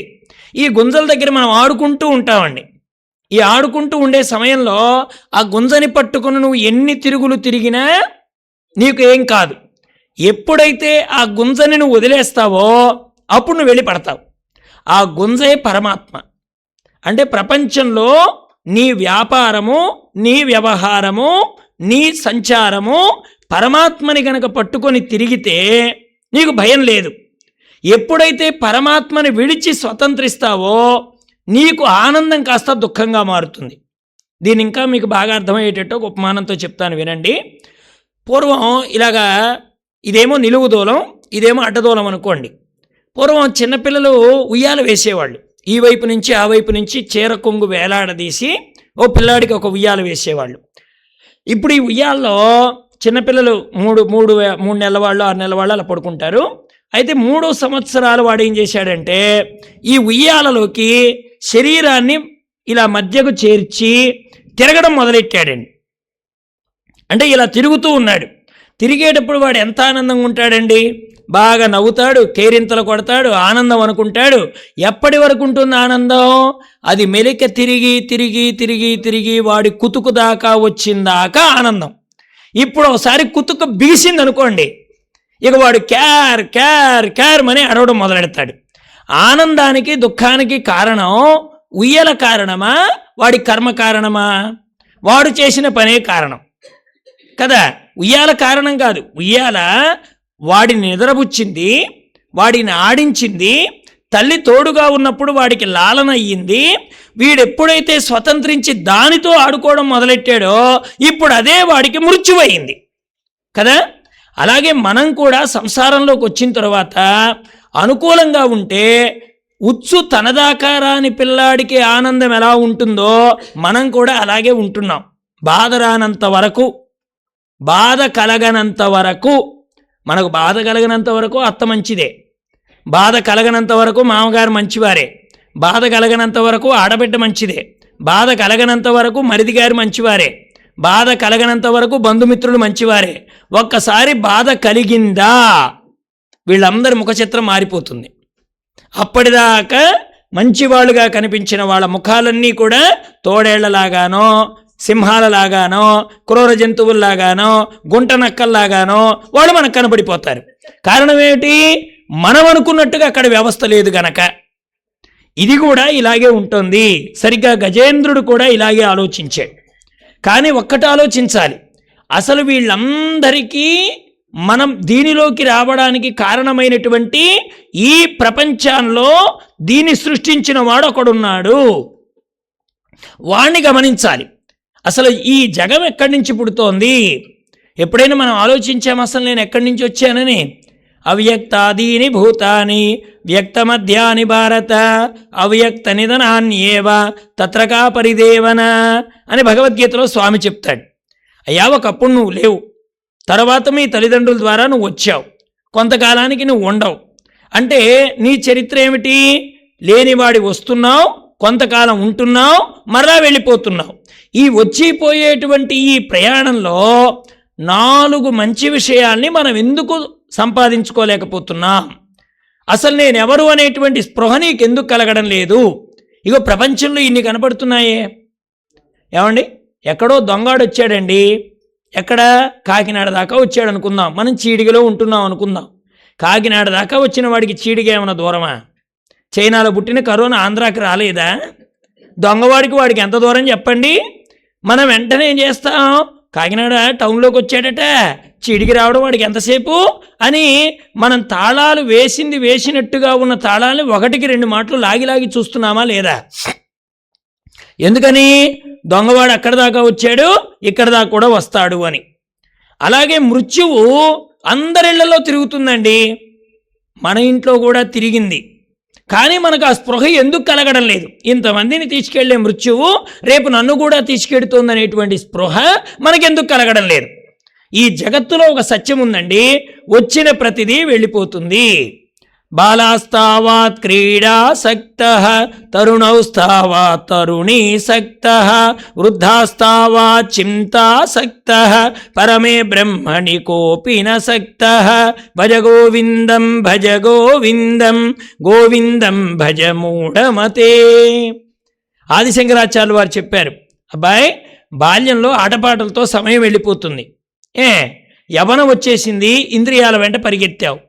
సరే, వృద్ధాప్యం వచ్చింది, రేపు నన్ను ఎవరు చూస్తారో, నా బ్రతుకేమిటోనని అలా తెల్లారిపోతుంది.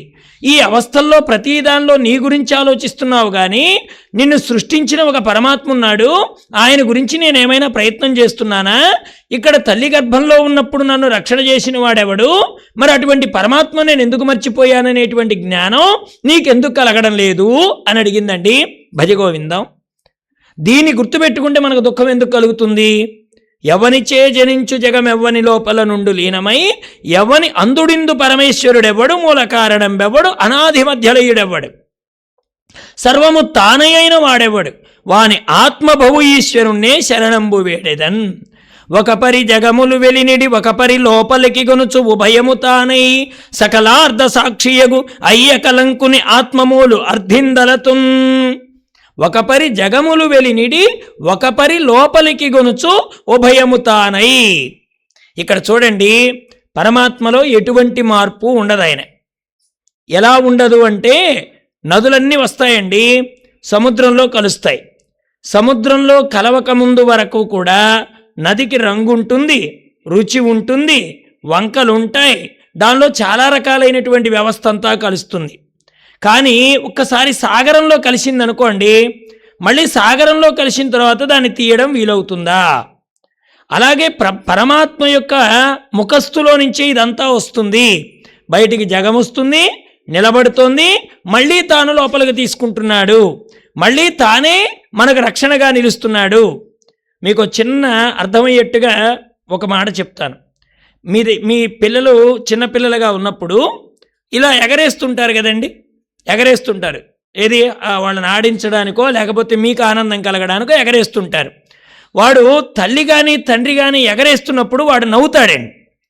ఎవడో కొత్తవాడు వచ్చి తీసుకొని ఎగరేస్తున్నాడు అనుకోండి, వాడు ఏడుస్తాడు. ఎందుకని? కింద తల్లి తండ్రి పట్టుకుంటాడనే విశ్వాసం, వీడెవడో కొత్తవాడు నన్ను పడేస్తాడనే భయం కదా కారణం. అంటే ఎగరేయడం అనేది ఇద్దరు చేశారు. మన తల్లి ఎగరేసింది, తండ్రి ఎగరేశాడు, ఎవరో కొత్తవాడు ఎగరేశాడు. ఇంకా చెప్పాలంటే కొత్తవాడు ఇంకా జాగ్రత్తగా పట్టుకుంటాడేమో, కానీ వీడికి మాత్రం తల్లి తండ్రి మీద ఉన్నంత విశ్వాసం కొత్తగా వచ్చిన వాడి మీద ఉండదు. అందువల్ల ఎగరైపోయేటప్పటికి వాడు నరాలన్నీ బిగుసుకునేలాగా వాడు ఒక ఏడుస్తాడు. అంటే తల్లి తండ్రి ఉన్నాడనే విశ్వాసంతో ఎంత ఎత్తుకు ఎగిరిన పిల్లాడు కూడా భయం లేకుండా మళ్ళీ తండ్రి చేతిలో చేరతాననే నమ్మకం ఎలా ఉందో, పరమాత్మ యొక్క అనుగ్రహంతో వచ్చిన నన్ను ఆ పరమాత్మ తప్పక చేరదీస్తాడనే నమ్మకం ఎందుకు కలగడం లేదు అని అడిగింది భాగవతం. ఏమండి, మూతి రాకముందే మేత పెట్టినవాడు మూతి వచ్చిన తర్వాత మేత లోటు చేస్తాడా అని అడిగాడు రామకృష్ణానంద స్వామి వారు. ఎప్పుడు లోటు చేయడండి పరమాత్మ. ఒక పరి జగములు వెలినిడి ఒక పరి లోపలికి గొనుచు ఉభయము తానై ఇన్నాడుకుంటున్నాడే పరమాత్మ. ఆయన నన్నెందుకు చూడడు? లోకంబులు లోకేశులు లోకస్తులు తెగినతుది నలోకంబకు పెంచీకటి కవ్వలనెవ్వండేకాకృతి వెలుగుదు అతని నే సేవింతున్. ఏమండి, ఎవరైనా ఒక్కళ్ళు ఉన్నారా? ఇంత పట్టుకెళ్ళగలిగిన వాళ్ళు ఉన్నారా? ఇంత పరిపాలన చేసిన రాజులు ఉన్నారా? ఇంత పేరెన్నికగలిగిన వాళ్ళందరూ ఏమైపోయారు? హరిశ్చంద్రుడు చెప్తాడు కదా, ఓసారి శ్మశానం వైపు చూడండి అయ్యా, ఎంతెంత మందిని తనలో కలిపేసుకున్నాడో రుద్రభూమిలో. ఎవరు? పరమేశ్వరుడు. మరి పేరెన్నికగలిగిన వాళ్ళు ఎంతమంది వెళ్ళిపోయారు అందులోకి? వాళ్ళ లోకంలోకి నేను కూడా ఉన్నాను కదా. కొండ చీలువ నోటిలోకి వెళ్ళిన వాడు ఇంకొకడికి చేయిస్తున్నాడట. ఇది ఎంత విచిత్రం! వాడే మునిగిపోతున్నాడని వాడికి తెలియడంలే. విచిత్రం ఏమిటంటే తెలియకనే ప్రపంచాన్ని అంతగా ప్రేమిస్తున్నాడు. ఈ మధ్య ఎక్కడో మా స్నేహితులు ఎవరో పంపించారు వాట్సాప్ గ్రూపులో చిన్న సందేశం. ఇప్పుడు బాగా జంతువుల్ని పెంచుకోవడం అలవాటైంది కదండి, అనేక రకాలైనటువంటి జంతువులు. అలాగే పాముల్ని పెంచుకునే వాళ్ళు కూడా ఉన్నారట. పాముల్ని పెంచుకునే వాళ్ళు కూడా ఉన్నారట. వాళ్ళలో ఒకటండి కొండ చీలువని పెంచుకుంటున్నాడట. బాగా కొండ చీలువని పెంచుకుంటుంటే రోజు వాడు వెళ్ళగానే వాడి మూతి మీద ముద్దు పెట్టేదటండి. ఇక్కడ బాగా పెంపుడు కొండ చీలువు కదా, రోజు ముద్దు పెట్టేదట. ఇలాగా ఇలాగా ఇలాగా ఇలాగా ఇలాగా ముద్దు పెడుతుంటే వీడు మురిసిపోయి ఓ రోజున వాళ్ళ ఉపాధ్యాయుడి దగ్గరికి వెళ్ళి, ఏమండి ఆ కొండ చీలువుకు నా మీద రోజు రోజుకి ప్రేమ పెరిగిపోతుంది. మొదటి రోజేమో ఇట్లా ముద్దు పెట్టింది, రెండో రోజు ఇలా ముద్దు పెట్టింది, మూడో రోజు ఇలా ముద్దు పెట్టింది. నేనంటే ఎంత ప్రేమో అంటే వెంటనే ఉపాధ్యాయుడు అన్నాడట, ఒరే అది ప్రేమ కాదురా, దాని నోటిలోకి నువ్వు పడతావో లేదో సైజ్ చూసుకుంటుంది. దాని నోటిలోకి నువ్వు పడతావా లేదా అని రోజు నోరు తెరిచి నువ్వు మింగడానికి సరిపోతావా లేదా అని బాగా నోరు అప్పలిస్తుంది. నువ్వు బాగా దాని నోటికి సరిపోయేంతగా నీ బుర్ర ఉందని తెలిసిన మరుక్షణం నువ్వు ఉండవు. ఇప్పుడు వీడు ఎలాగైతే కొండ చీలువ ముద్దు పెట్టుకుందని మురిసిపోతున్నాడో సంసారాన్ని కూడా మనం అలాగే ప్రేమిస్తున్నాం. పూర్తిగా మింగిందాకా మనకు తెలియదు అది కొండ చీలువ, నేను మింగబడేవాడిని, నమిలి తుపుక్కున మమ్మల్ని ఊసేస్తే మేము ఎక్కడ పడిపోతామోనని సంసారములో ఉండేటువంటి అది పాము అని తెలియక వాడు ప్రేమించినట్టుగా మనం కూడా సంసారాన్ని అలాగే ప్రేమిస్తున్నాం. ఒక పరి జగముల వెలినిడి ఒక పరి లోపలికి గొనుచు ఉభయము తానై లోకంబులు లోకేశులు లోకస్తులు తెగినతుది నలోకంబకు పెంచీకటి కవ్వలనెవ్వండే కాకృతి వెలుగుదు అతనినే సేవింతున్ అని ఎవరైతే లోకాన్ని తెస్తున్నాడో, లోకంలో కొంతమందిని నిలుపుతున్నాడో, పరిపూర్తి కాగానే తనలోకి తీసేసుకుంటున్నాడో, అన్నీ చేస్తూ ఉన్నా కానీ ఏ మార్పు లేకుండా ఉండేటువంటి పరమాత్మ ఎవరైతే ఉన్నారో అతడిని నేను సేవిస్తాను.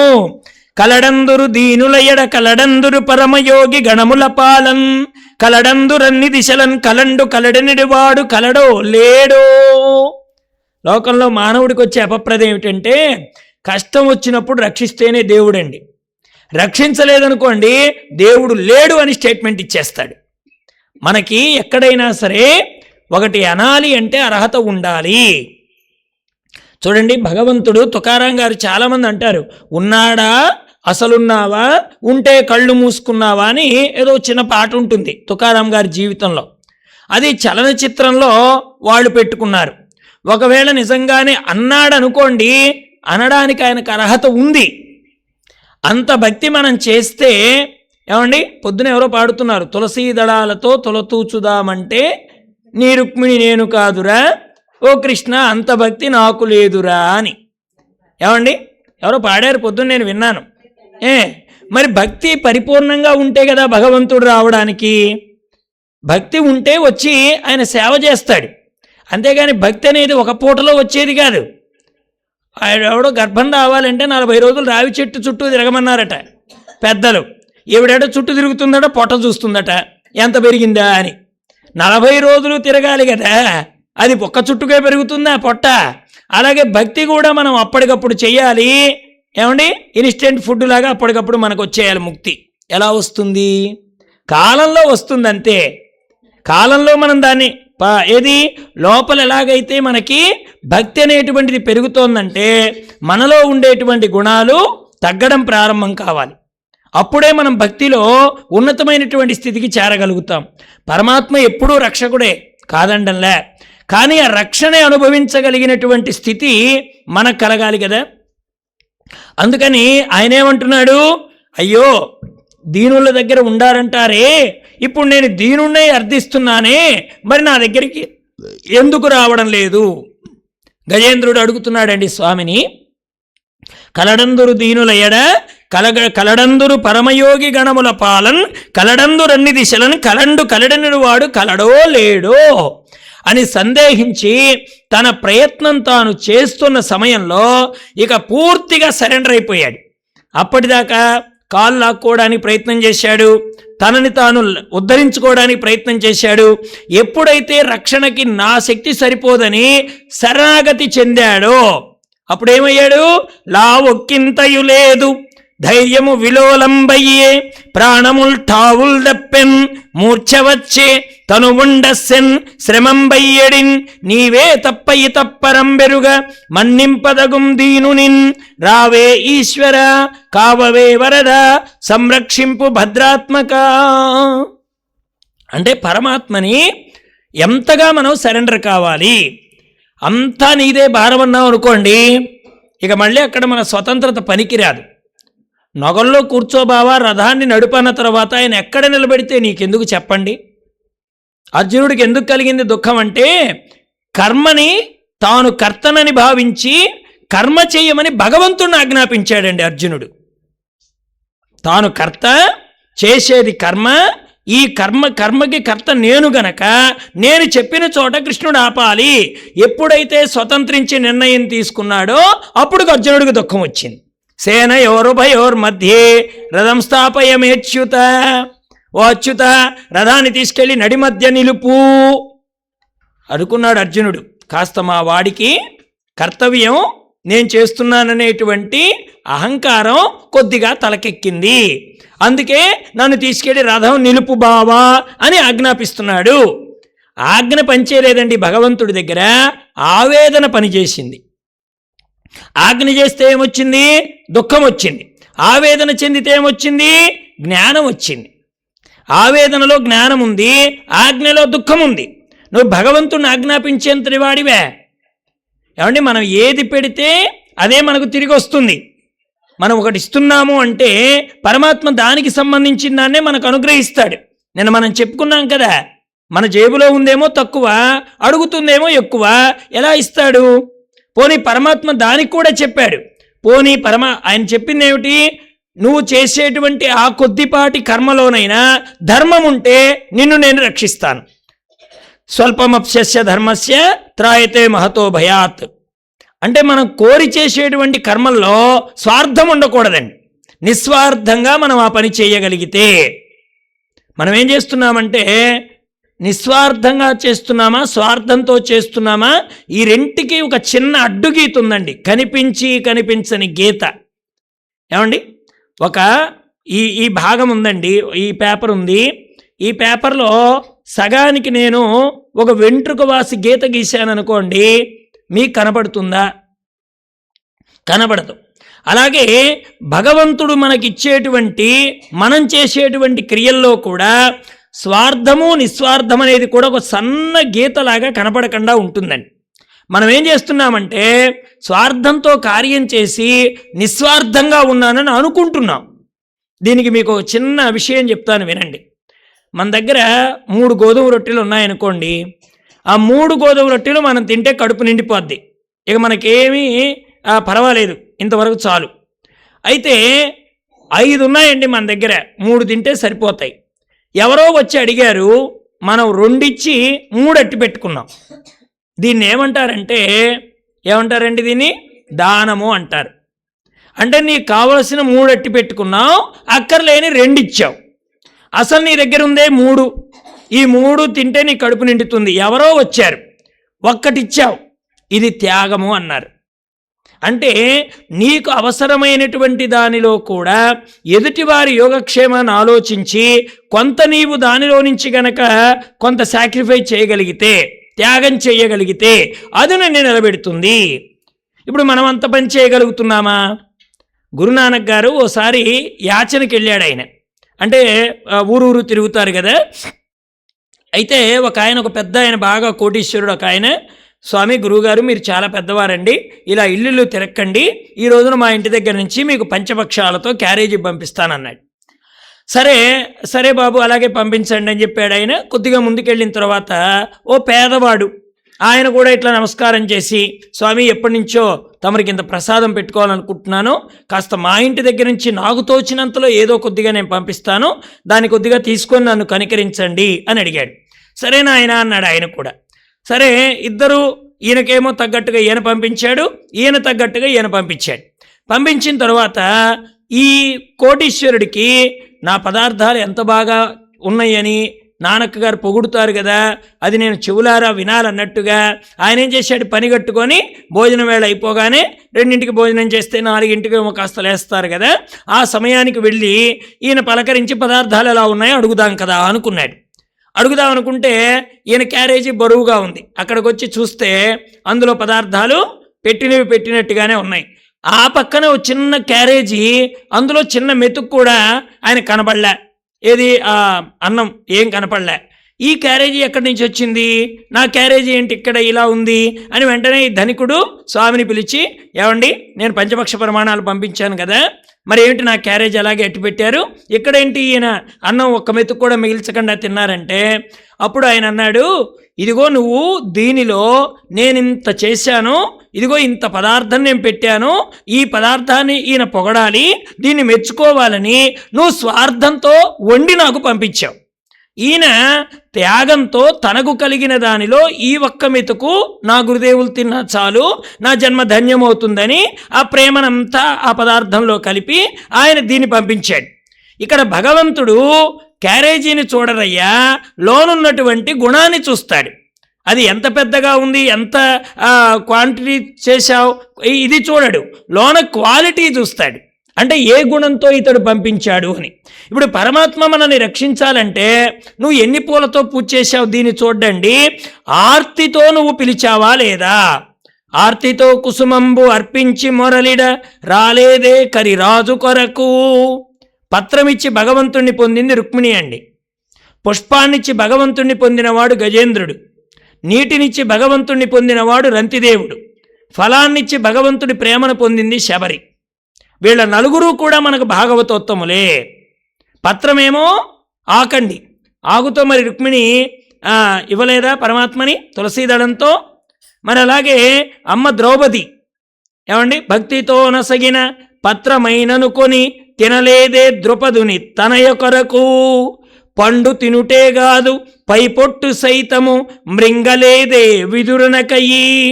నోరూర పుడిషెడు నీరముంగైకొని త్రావలేదే రంతి దేవు కొరకు ఆర్తితో కుసుమంబు అర్పించి మొరలిడ రాలేదే కరిరాజు కొరకు ఏమిగని ఆరగించితివో శ్యామలాంగ అట్టి ప్రేమను భిక్షగా పెట్టుమయ్య జోలె చాచితి నీ ముందు జాలితోడ పరమ కరుణాంతరంగ శ్రీ పాండురంగ శతకంలోది ఈ పద్యం అండి. ఏమేమిచ్చి ఎలా పొందారు వాళ్ళు? భక్తితో నసగిన పత్రమైననుకొని తినలేదే ద్రుపదుని తనయ కొరకు. మరి ఆ ద్రౌపది మాత ఆ అరణ్యవాసంలో ఆ రోజున ఆవిడ అంతా పాత్రంతా ఖాళీ అయిపోతే చిన్న ఆకుని నువ్వు తిని మరి ఆవిడికి ముక్తినిచ్చావే. అక్కడ ఏం పెట్టిందని ద్రౌపదికి నువ్వు అంత శరణాగతి ఆవిడ ఏం చేసిందని నువ్వు అక్కడ వెళ్ళావు అంటే చిన్న ఆకు ముక్కని పరమాత్మకిచ్చింది. మరి ఆర్తితో కుసుమంబు అర్పించి మొరలిడ అంటే కుసుమం అంటే పుష్పం అండి. ఇక్కడ గజేంద్రుడు దేంతో పూజ చేశాడు భగవంతుడికి? తుండాన్ని సారించి దొరికినటువంటి పుష్పాన్ని ఒకదాన్ని ఆ తుండంతో పెకిలించి పైకెత్తి ప్రార్థించాడు. మీరు గజేంద్ర మోక్షణం ఫోటో చూశారా?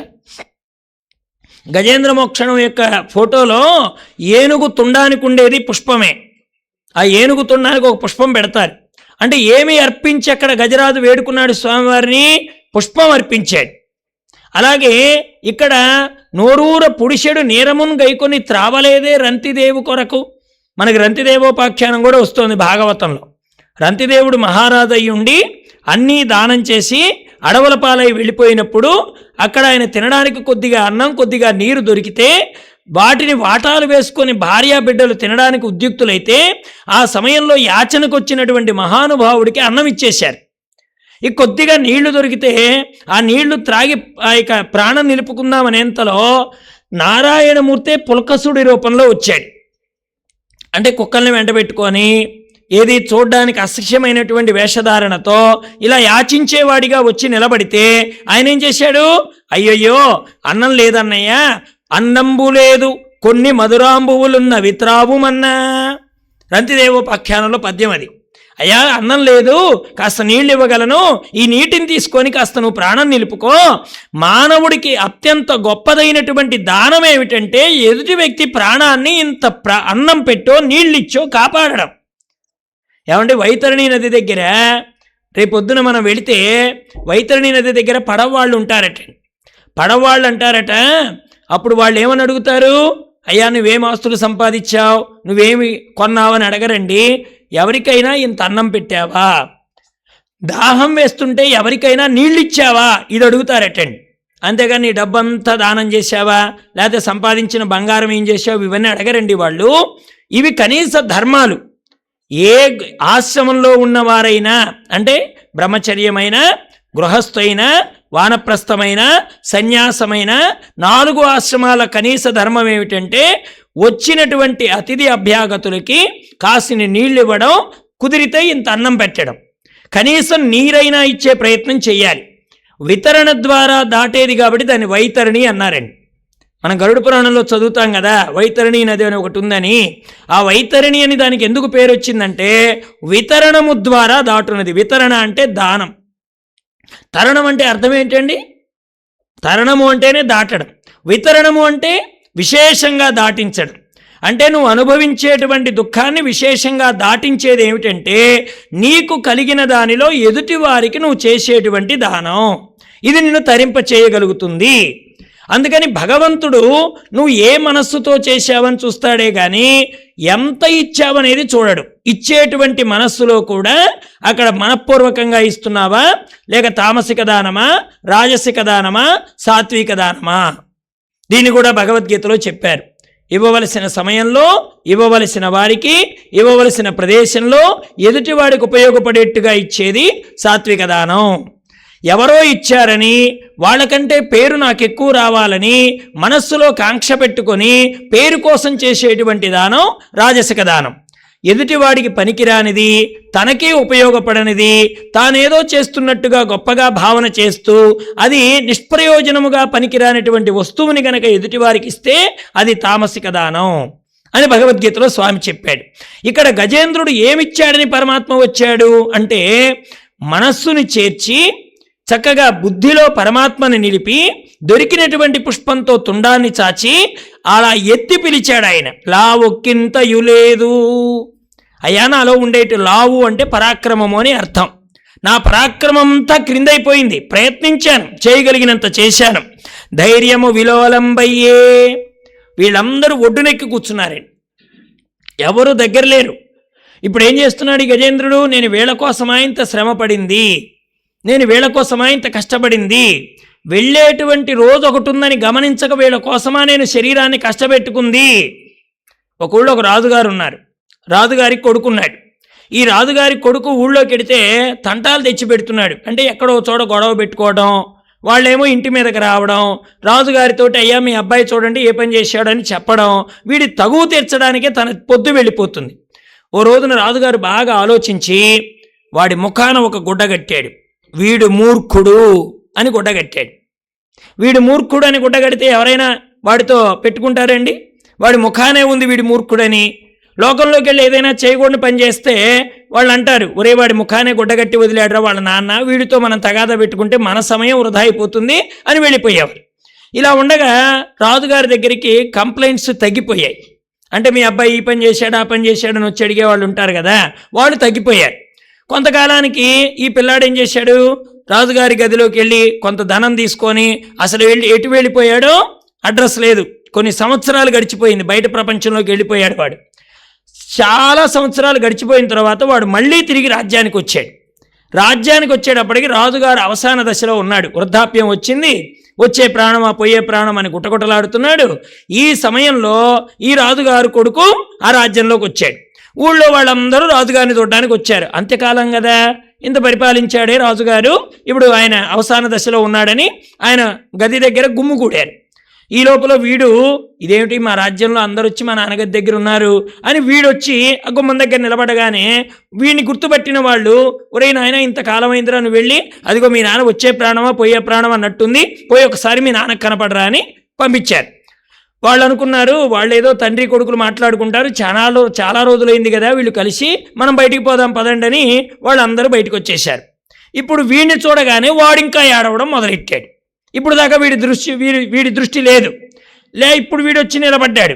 వీడు అనుకున్నాడు, ఇంతకాలం నేను ఏదో గుడ్డగట్టి వీడిని కాపాడుకున్నాను, ఇక నేను కూడా చచ్చిపోతున్నాను, మరి వీడు ఎలా బ్రతుకుతాడో, రేపు ఏదైనా తగాదాలు వస్తే వీడు బ్రతికేలాగనో అని ఆలోచిస్తూ వీడు ఏడుస్తున్నాడు. కొడుకు అంటున్నాడు, నాన్న ఎందుకు ఏడుస్తున్నావు అని అడిగాడు. రాజుగారు అన్నారు, నేను వెళ్ళిపోతున్నాను అన్నాడు. ఆ వెళ్ళిపోతే బాధ ఎందుకు నాన్న, వెళ్ళేవాడి ఒంటరిగా వెళ్ళలేకపోతే ఒక తోడు తీసుకెళ్ళొచ్చు కదా అన్నాడు వీడు. వాడన్నాడు, అక్కడికి తోడు తీసుకెళ్ళడానికి కుదరదు అన్నాడు. పోనీ నాన్నగారు మీరు తినడానికి దారిలో ప్రయాణానికి ఏమైనా అవసరమేమో, కాస్త ఏమైనా చకోడీలు, బందర్ లడ్డూలు, రవ్వ లడ్డూలు, సున్ని ఉండలు ఇవేమైనా పట్టుకెడతారా? ఆడన్నాడు, అవన్నీ పట్టుకెళ్ళడానికి వీలు లేదురా అన్నాడు. నాన్న నీ పని నువ్వు చేసుకోవడానికి నీకు ఒళ్ళు బరువు, నలుగురు పని మనుషులను ఏమైనా పట్టుకెడతావా? కుదరదు అన్నాడు. పోనీ వెళ్ళిన చోట మార్చుకోవడానికి డబ్బులు అవసరం అవుతాయి, ఇప్పుడు మనం తెచ్చుకున్నాం కదా అలాగే డబ్బులు అవసరం అవుతాయి, కాబట్టి నువ్వేమైనా ఒక బంగారు నాణ్యాల సంచి ఏమైనా పట్టుకెడతావా అన్నాడు. లేదురా నాయన అది పట్టుకెళ్ళడం కూడా కుదరదు అని ఇలా చెప్తుంటే ఆఖరికి వాడు రాసుకున్న గుడ్డ ఉంది కదా అది తీసి వాళ్ళ నాన్నకిచ్చి, నాన్న నువ్వు ఇది కట్టుకో అన్నాడు. వాడన్నాడు, ఇది ఎందుకురా నాకన్నాడు. అవును నాన్న, నేను ప్రపంచంలోకి వెడితే సున్నుండలు పట్టుకెళ్ళాను, రవ్వ లడ్డూలు పట్టుకెళ్ళాను, బందర్ లడ్డూలు పట్టుకెళ్ళాను, వెళ్ళిన వాడిని డబ్బులు తీసుకెళ్ళాను, నలుగురు దాసిని వెంట పెట్టుకెళ్ళాను. నేను ఒక్కడిని బ్రతకడానికి ఇబ్బంది అవుతుందని ఇన్ని ప్రయత్నాలతో నేను అక్కడికి వెళ్ళి ఎన్నాళ్ళకు తిరిగి వస్తే నువ్వేమో ఎక్కడికి వెడుతున్నావో చెప్పడం లేదు, ఎన్నాళ్ళకు వస్తావో చెప్పడం లేదు, ఏదైనా పట్టుకెళ్ళమంటే కుదరదంటున్నావు. ఇవన్నీ తెలియనటువంటి నువ్వు మూర్ఖుడివి కానీ నేను మూర్ఖుడిని ఎలా అవుతాను నాన్న, కాబట్టి ఈ గుడ్డ నువ్వు కట్టుకో అన్నాడు వాడు. ఇప్పుడు నిజానికి మూర్ఖుడు ఎవరు? అసలు వచ్చినటువంటి మనం వెడుతున్నామనేటువంటి దృష్టి లేక, ఒక ప్రయాణం ఒకటి ఉందని తెలుసుకోలేక సంసారంలో పడి ఉండేటువంటి ఈ జీవుడికి మించిన మూర్ఖుడు ఇంకెవడైనా ఉన్నాడా? అదే అడిగాడు. లావొక్కింతయు లేదు ధైర్యము విలోలంబయ్యే, ప్రాణముల్ ఠావుళ్ళప్పెన్ మూర్ఛవచ్చెన్ తను ఉండస్సెన్ శ్రమం బయ్యడిన్. దుఃఖపడుతున్నాడు, నీవే తప్ప ఇతప్పరంబెరుగా. దీన్ని శరణాగతి అంటారు. అంటే ఇక పూర్తిగా పరమాత్మ మీద భారాన్ని వేయడం. శరణాగతి చాలా గొప్పది. అలా ఎప్పుడైతే అన్నాడో, వినుదట జీవుల మాటలు చనుదట చనరాని చోట్ల శరణార్థుల కో అనుదట పిలచిన సర్వము కనుదట సందేహమయ్యే కరుణావార్ధి. ఎక్కడికైనా పెడతావట, నీ ప్రయాణానికి అడ్డు అదుపు లేదట, ఎక్కడి నుంచైనా పుడతావట, జీవుల మాటలు ఎక్కడున్నా వింటావట. ఇలా నేను పెద్దల ద్వారా విన్నటువంటి మాటలన్నీ కళ్ళబుల్లి కబుర్లేనా? నిజంగా నువ్వు ఉంటే ఈ సమయంలో రాలేవా అని పలికితే ఆ పలుకులు ఎక్కడుండి విన్నాడండి? అల వైకుంఠపురంబులో నగరిలో ఆమూల సౌదంబుదాపల మందారవనాంతరామృత సర ప్రాంతేందు కాంతో ఫలోత్పల పర్యాంక రమా వినోదియగు ఆపన్న ప్రసన్నుండు విహ్వల నాగేంద్రము పాహి పాహి ఎన కుయ్యాలించి సంరంభి అయి. ఎక్కడో వైకుంఠపురంలో నగరంలో ఒక మూలనున్నటువంటి భవనంలో మందారవనంలో కూడుకున్నటువంటి ఒక అందమైనటువంటి ప్రాంతంలో పక్కనే సరస్సు ఉండగా చంద్రకాంత శిలావేదిక పైన లక్ష్మీదేవితో కూర్చొని ఉండి విలాసంగా ఆటలలో మునిగి ఉన్నటువంటి పరమాత్మ ఆ గజేంద్రుడి మొరని విన్నాడటండి. విన్నవాడు అమ్మవారు విలాసంగా పందెం కోసం పెట్టబడినటువంటి ఆ చేతిలో పైట కొంగును అలా పట్టుకొని గజేంద్రుడి మొరను వినగానే పరిగెత్తుతున్నాడట. ఎలాగా? సిరికింజప్పడు శంఖ చక్రయుగముంచేదోయి సంధింపడు ఏ పరివారంబును జీరడు అభ్రగపతిం బన్నింపడు ఆకర్ణికాంతర ధమ్మిల్లము చక్కనొత్తడు వివాద ప్రోతిత శ్రీకుచోపరి చేలాంచలమైన వీడడు గజప్రాణావనోత్సాహి అయి. ఈ రెండు పద్యాలకు పోతన జీవితానికి చాలా సంబంధం ఉంది. పరమాత్మ యొక్క విలాసము అలవైకుంఠపురంబులో నగరిలో, ఇది పద్యం. ఈ పద్యాన్ని వ్రాయబోయేటప్పుడు పోతనామాత్యుల వారికి భగవంతుడి విలాసం ఎలా నేను దీన్ని ఇందులో చొప్పించాలి, భగవంతుడు ఇక్కడ ఉంటాడని నాకు ఎలా తెలుస్తోంది అని ఆయన ఆలోచిస్తూ అలవైకుంఠపురంబులో అని మొదలుపెట్టి ఆగిపోయాడు. ఆగిపోయిన వాడు పొలం దున్నుకోవడానికి అరక కట్టుకున్నాడు, దానికి కావలసినటువంటి ఎద్దుల్ని పుంజుకున్నాడు. అలా వెళ్ళిపోయి దారిలో ఇంత ఆలోచిస్తూ ఉండగా, ఆయన పొలంలో దున్నుతూ ఉండగా, ఇవన్నీ మనస్సులో మెదులుతూ ఉండగా ఇక్కడ నారాయణుడు పోతన రూపంలో వచ్చాడు. భగవంతుడు నారాయణుడు పోతన రూపంలో వచ్చి వాళ్ళ అమ్మాయి వస్తే చెంబుతో నీళ్ళిస్తే శుభ్రంగా కాళ్ళు కడుక్కొని లోపలికి వెళ్ళి భాగవతాన్ని తీసి అక్షరం రాయడానికి ఉపక్రమించాడు. ఈయన ఆలోచిస్తూ అలవైకుంఠపురంబులో నగరిలో అనుకున్నాడు. ఇక్కడ అదే పదం పడింది. నగరిలో ఆమూల సౌదంబుదాపల మందారవనాంతరామృత సర ప్రాంతేందు కాంతోపలోత్పల పర్యాంక రమా వినోదియగు ఆలోచించాడు. అక్షరాలన్నీ ఇక్కడ అలాగే వ్రాసేస్తున్నాడు పరమాత్మ కూడా. ఆఖరికి అక్కడ ఏది ముగింపు పలికాడో ఇక్కడ కూడా అదే ముగింపు పలికి పరమాత్మ వెళ్ళిపోయాడు. ఇలా ఈయన వెళ్ళిపోయాడో లేదో అలా నిజమైన పోతన వచ్చేసాడు ఇంటికి. రాగానే వాళ్ళ కాళ్ళు కడుక్కున్నాడు.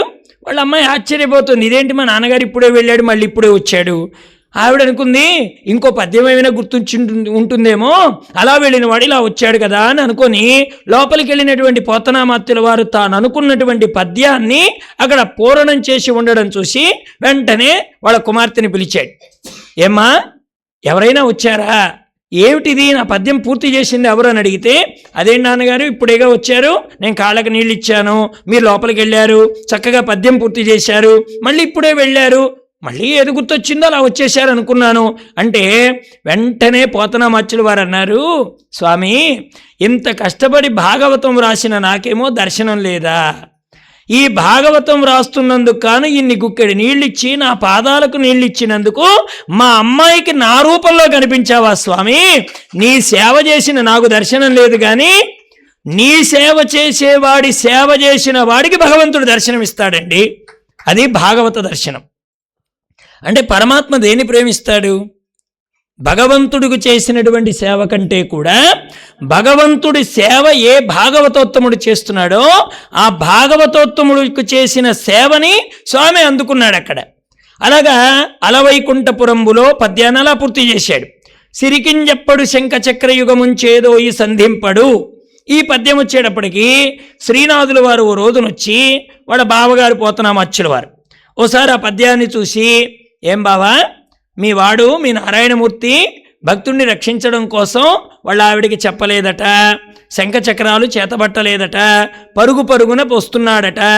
ఎవరినీ పిలవకుండా దేన్ని చేరకుండా ఏం చేయడానికి వస్తున్నాడయ్యా మీ నారాయణుడు అంటే, ఆయుధాలు ఏం లేకుండా వచ్చేస్తే పని అయిపోతుందా అని ఎగతాళిగా మాట్లాడాడు.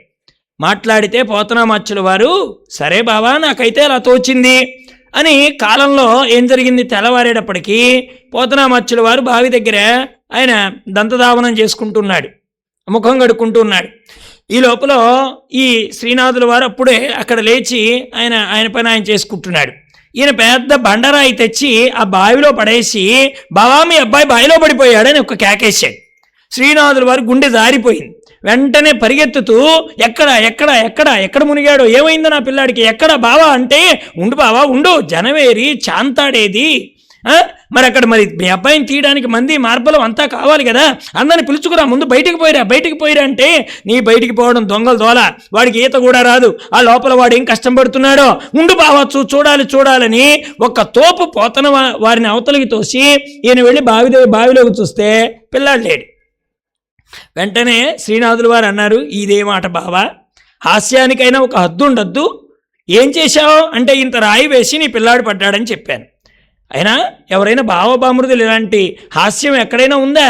నేను ఎంత ఆతృత పడ్డానో తెలుసా బావా, నేను రాత్రి భాగవతంలో పద్యం రాస్తే నువ్వేమన్నావు, సిరికింజప్పడు శంఖచక్రయుగముంచేదో ఈ సంధింపడే పరివారంబును జీరడ భర్గపతిం బన్నింపడా కర్ణికాంతర ధమ్మిల్లము చక్కనత్తడు వివాద ప్రోతిత శ్రీకుచోపరిచే లాంఛలమైన వీడు గజప్రాణామనోత్సాహి ఏని నేను పద్యం రాస్తే, ఏనుగుని రక్షించడానికి ఇంతమందికి చెప్పకుండా మీ నారాయణుడు ఎందుకోసం వచ్చావని గతాళిగా మాట్లాడావు కదా, మరి నీ పిల్లాడి పడిపోతే చాంతాలు లేకుండా జనం లేకుండా బయటికి పోయి పిలవకుండా నువ్వు అక్కడివి బావి చుట్టూ ఎందుకు తిరిగావు బావా? నీ కర్మ సంతానానికి నీకంత ప్రేమ ఉంటే విశ్వ సంతానం మీద విశ్వనాథుడికి ఎంత ప్రేమ ఉంటుంది? నారాయణుడికి ఉండదా ప్రేమ? అంటే నీవక్కడదే ప్రేమ. ఇప్పుడు చెప్పు, ఎవరి ప్రేమ గొప్పది? దాంతో సాష్టాంగ నమస్కారం చేసేసాడు శ్రీనాథుల వారు. అలాగా స్వామి వైభవాన్ని ఆవిష్కృతం చేసినటువంటి పద్యం అది. వెంటనే చేతిలో పట్టుకొని నారాయణమూర్తి ముందెళ్ళిపోతుంటే ఈ అమ్మ అడుగుదామనుకుంటుందట లక్ష్మీదేవి. అడిగేదనని కడుబడి జను అడిగిన తను మగుడ నుడుగడని నడయడుగున్ వెడబెడ సిడిముడి తడబడ నడుగిడదు జడమ నడుగిడు నెడలన్. దీన్ని అద్భుతంగా ఈ నాలుకని సరస్వతి అనుగ్రహంతో పోతనామాత్యుల వారు మన కోసం అందించిన పద్యాలండి. ఇలాంటి పద్యాలు రెండున్నాయి భాగవతంలో. ఒకటేమో వామనావతారంలో, ఇక్కడేమో అష్టమ స్కందంలో మనకి చక్కగా గజేంద్ర మోక్షణంలో. అడుగుతాను అని అడుగు ముందుకు వేసి, అడిగితే చెప్పడేమోనని వెనకడుగు వేస్తూ, వెనకడుగుతో ఉండలేక ముందడుగు వేస్తూ, ముందడుగుతో తడబాడుబడినటువంటి చిడిముడితో ఆవిడ అటు ఇటు అడుగులు వేస్తుండగా తడబడినటువంటి ఆ లక్ష్మీదేవి అడుగులు తడబడుతుండగా నారాయణుడి వెంట వెడుతూ ఉంది అనేటువంటి పద్యాన్ని చక్కగా ఆవిష్కృతం చేశాడు ఆయన. ఇలాంటి పద్యాలు చదివితే నత్తి రాదటండి. అంటే అక్షరం చక్కగా పలకగలిగేటువంటి ఒక అవకాశం వస్తుంది. కాబట్టి ఈ పద్యం ద్వారా సరస్వతి అనుగ్రహం ఆయనకి, అమ్మ యొక్క అనుగ్రహం అండి. అమ్మాని నమ్ముకోనని చెప్పాడు కదూ, అమ్ముకోని వాడికి అమ్మ వమ్ము చేయదండి. ఆవిడ ఎప్పుడు కూడా అడిగేటువంటి వాడికి అడిగినంతే వస్తుంది, అడగని వాడికి అన్నీ ఇస్తుంది. అది అమ్మకుండేటువంటి లక్షణం. అడగని వాడికి అన్నీ ఇస్తుంది. భగవంతుడు కూడా అంతే. అడిగామనుకోండి అడిగినంతే, అడగలేదనుకోండి అంతా వాడే. ఇక వాడు మనవాడై ఉంటే ఇతరమైనవి అడగాల్సిన అవసరం ఏముంటుంది చెప్పండి? భగవంతుడే మనవాడైతే. మనకి చిన్న కథ చెప్తారు. ఎక్కడో రాజుగారు పెద్ద ఎగ్జిబిషన్ పెట్టి ఒక్కసారే రావాలి, ఒక వస్తువే పట్టుకెళ్ళాలి, వచ్చిన వాడు ఏదో ఒకటి పట్టుకెళ్ళకుండా వెళ్ళకూడదు అని ఒక నియమం పెట్టి వెళ్ళిన వాడు మళ్ళా రాకూడదు. సరే అందరూ పెడుతున్నారు, వజ్రాలు వైఢూర్యాలు మణులు మాణిక్యాలు అన్నీ తెచ్చుకుంటున్నారు. ఒక ఆవిడ ఎగ్జిబిషన్లోకి వచ్చింది, అంతా తిరిగింది, ఏం పట్టుకోకుండా వెడుతుండేటప్పటికీ అక్కడ పర్యవేక్షకుడు ఒకడు ఉన్నాడు. అమ్మా నీకు నియమం తెలుసునా, ఒకసారి రావాలి, ఏదో వాడు తీసుకెళ్ళాలి, వచ్చిన వాడు మళ్ళా రాకూడదు, ఒట్టి చేతులతో పోకూడదు. ఇది మా రాజుగారు పెట్టిన నియమం. మరి నువ్వు వచ్చావు కదా, ఏదో ఒకటి తీసుకెళ్ళాలి కదా, ఎందుకు ఊరికే పెడుతున్నావు? వెంటనే ఆవిడ అడిగింది, ఇదంతా ఏర్పాటు చేసిన ఆయన ఎక్కడా అని అడిగింది. వెంటనే రాజుగారు వచ్చి, ఈయనేనండి ఏర్పాటు చేసింది, అయితే నాకేనా కావాలంత ఆవిడ. ఇక ఆయన వీళ్ళ ఆయన అయిపోయాడు అనుకోండి, మాటికి రావాల్సిన అవసరం ఉందా ఎగ్జిబిషన్కి? తీసుకెడితే ఒకే వస్తువు, నువ్వే కావాలంటే అన్నీ ఆవిడవే. అలాగే పరమాత్మ కూడా ఇంత వాడై ఉండి ఇన్నింటిలో ఉంటే అన్నీ తానై ఉన్నటువంటి భగవంతుడిని కొన్ని అడగడం ఏం బాగుంటుంది గనక, వాడే మన వాడయ్యాడు అనుకోండి, అన్నీ మనవే కదా. మనకేం తెలుస్తుందంటే వాణ్ణి అడగడం తప్ప అన్నీ తెలుస్తున్నాయి. మనకు వస్తువుల్ని వాడుకోవడం తెలుస్తుందే కానీ వాసుదేవుణ్ణి వాడుకోవడం తెలియటంలే. వస్తువుని వాడుకోవడం తెలిస్తే సంసారం, వాసుదేవుణ్ణి వాడుకోవడం తెలిస్తే సంస్కారం. దానికి దీనికి అదే తేడా. ఆయన్ని మనం వాడుకున్నాం అనుకోండి, ఎవరికి ఏం పని చేయకుండా ఉన్నాడండి పరమాత్మ. ఏకనాథుని ఇంట పాకాది కార్యములు చేసి కావడి నీళ్లు మోసి ప్రేమంజనాభాయి పిలచిన అటకేగి వేడుకతో పిండి విసరి శ్వేతవాహని పైన ప్రీతితో రణమున రథమును తోలి ఆర్త జిజ్ఞాసు అర్ధార్థులెందరో మొరలిడ వారికై తిరిగి ఎంత శ్రమ చేస్తున్నాడండి ఆయనే. ఓ చోట అర్జునుడికి అహంకారం కలిగిందట. నా అంతటి భక్తుడు ఎవరూ లేరు, నేను కాబట్టి మా బావని రథంలో కూర్చోబెట్టి రథం నడిపించుకున్నాను, నా అంతటి భక్తుడు ఎవడైనా ఉంటాడా అని అనుకుంటున్నాడట. ఎందుకంటే పరమాత్మ చేత ఇంత పని చేయించుకున్నాడు కదండి. వెంటనే అర్జునుడికి బుద్ధి చెప్పాలనిపించింది పరమాత్మకి. రథం నడుపుతూ ఉండగా ఓ చోట ఒక విచిత్రమైనటువంటి మనిషిని చూశాడు. ఏం చేస్తున్నాడు ఆ మనిషి? ఎండుగడ్డి తింటున్నాడు, మొలలో కత్తి పెట్టుకునేటప్పటికీ అర్జునుడికి ఆశ్చర్యం వేసి, ఎక్కడ పచ్చిగడ్డి తింటే దానిలో ప్రాణం ఉంటే పాపం వస్తుందేమోనని ఎండుగడ్డి తింటున్నాడు, కానీ హింసకి గుర్తుగా కత్తి వేలాడ తీసుకొని తిరుగుతున్నాడు. ఇదేదో చాలా విచిత్రంగా ఉంది బావా, అసలు వాడెవడు అన్నాడు. వీడికి తెలియకుండా ఉంటుందా కృష్ణయ్యకి? ఈయనన్నాడు, నాకు తెలియదు బావా, కొత్తగా చూస్తున్నాను, నువ్వు పోయి కనుక్కొస్తే తెలుసుకుంటానన్నాడు. ఈయన పంపిస్తే వెంటనే ఈయన వెళ్ళి అడిగాడు, ఏమయ్యా ఈ కత్తి ఎందుకు అన్నాడు. ముగ్గురు కనబడితే నరికేద్దామని తిరుగుతున్నాను అన్నాడు వాడు. ఊరే నాయన, నువ్వు చూడబోతే ఎండుగడ్డి తింటున్నావు, పచ్చిగడ్డి కూడా కాదు, అసలు నీవు తృణములోనే ప్రాణం ఉందని చెప్పి దాన్ని తినకుండా తిరిగేవాడివి, నీకు ఎవడి మీద అంత కోపం అంటే మొదటివాడు ప్రహ్లాదుడు అన్నాడు. ఊరి నాయన, ప్రహ్లాదుడికి అందరూ దండం పెడతారు కదరా, నువ్వేంటి వాడిని నరికేస్తానంటున్నావు? అవునయ్యా, వాళ్ళ నాన్న కొట్టడం ఏమిటి, మా తండ్రి స్తంభంలో నుంచి రావడం ఏమిటి, ఆ మాత్రం రక్షణ చేసుకోలేడు. మా వాడు ఎంత కష్టపడ్డాడు, ఎక్కడైనా అదేమైనా చైతన్యమా దానిలో నుంచి రావడానికి?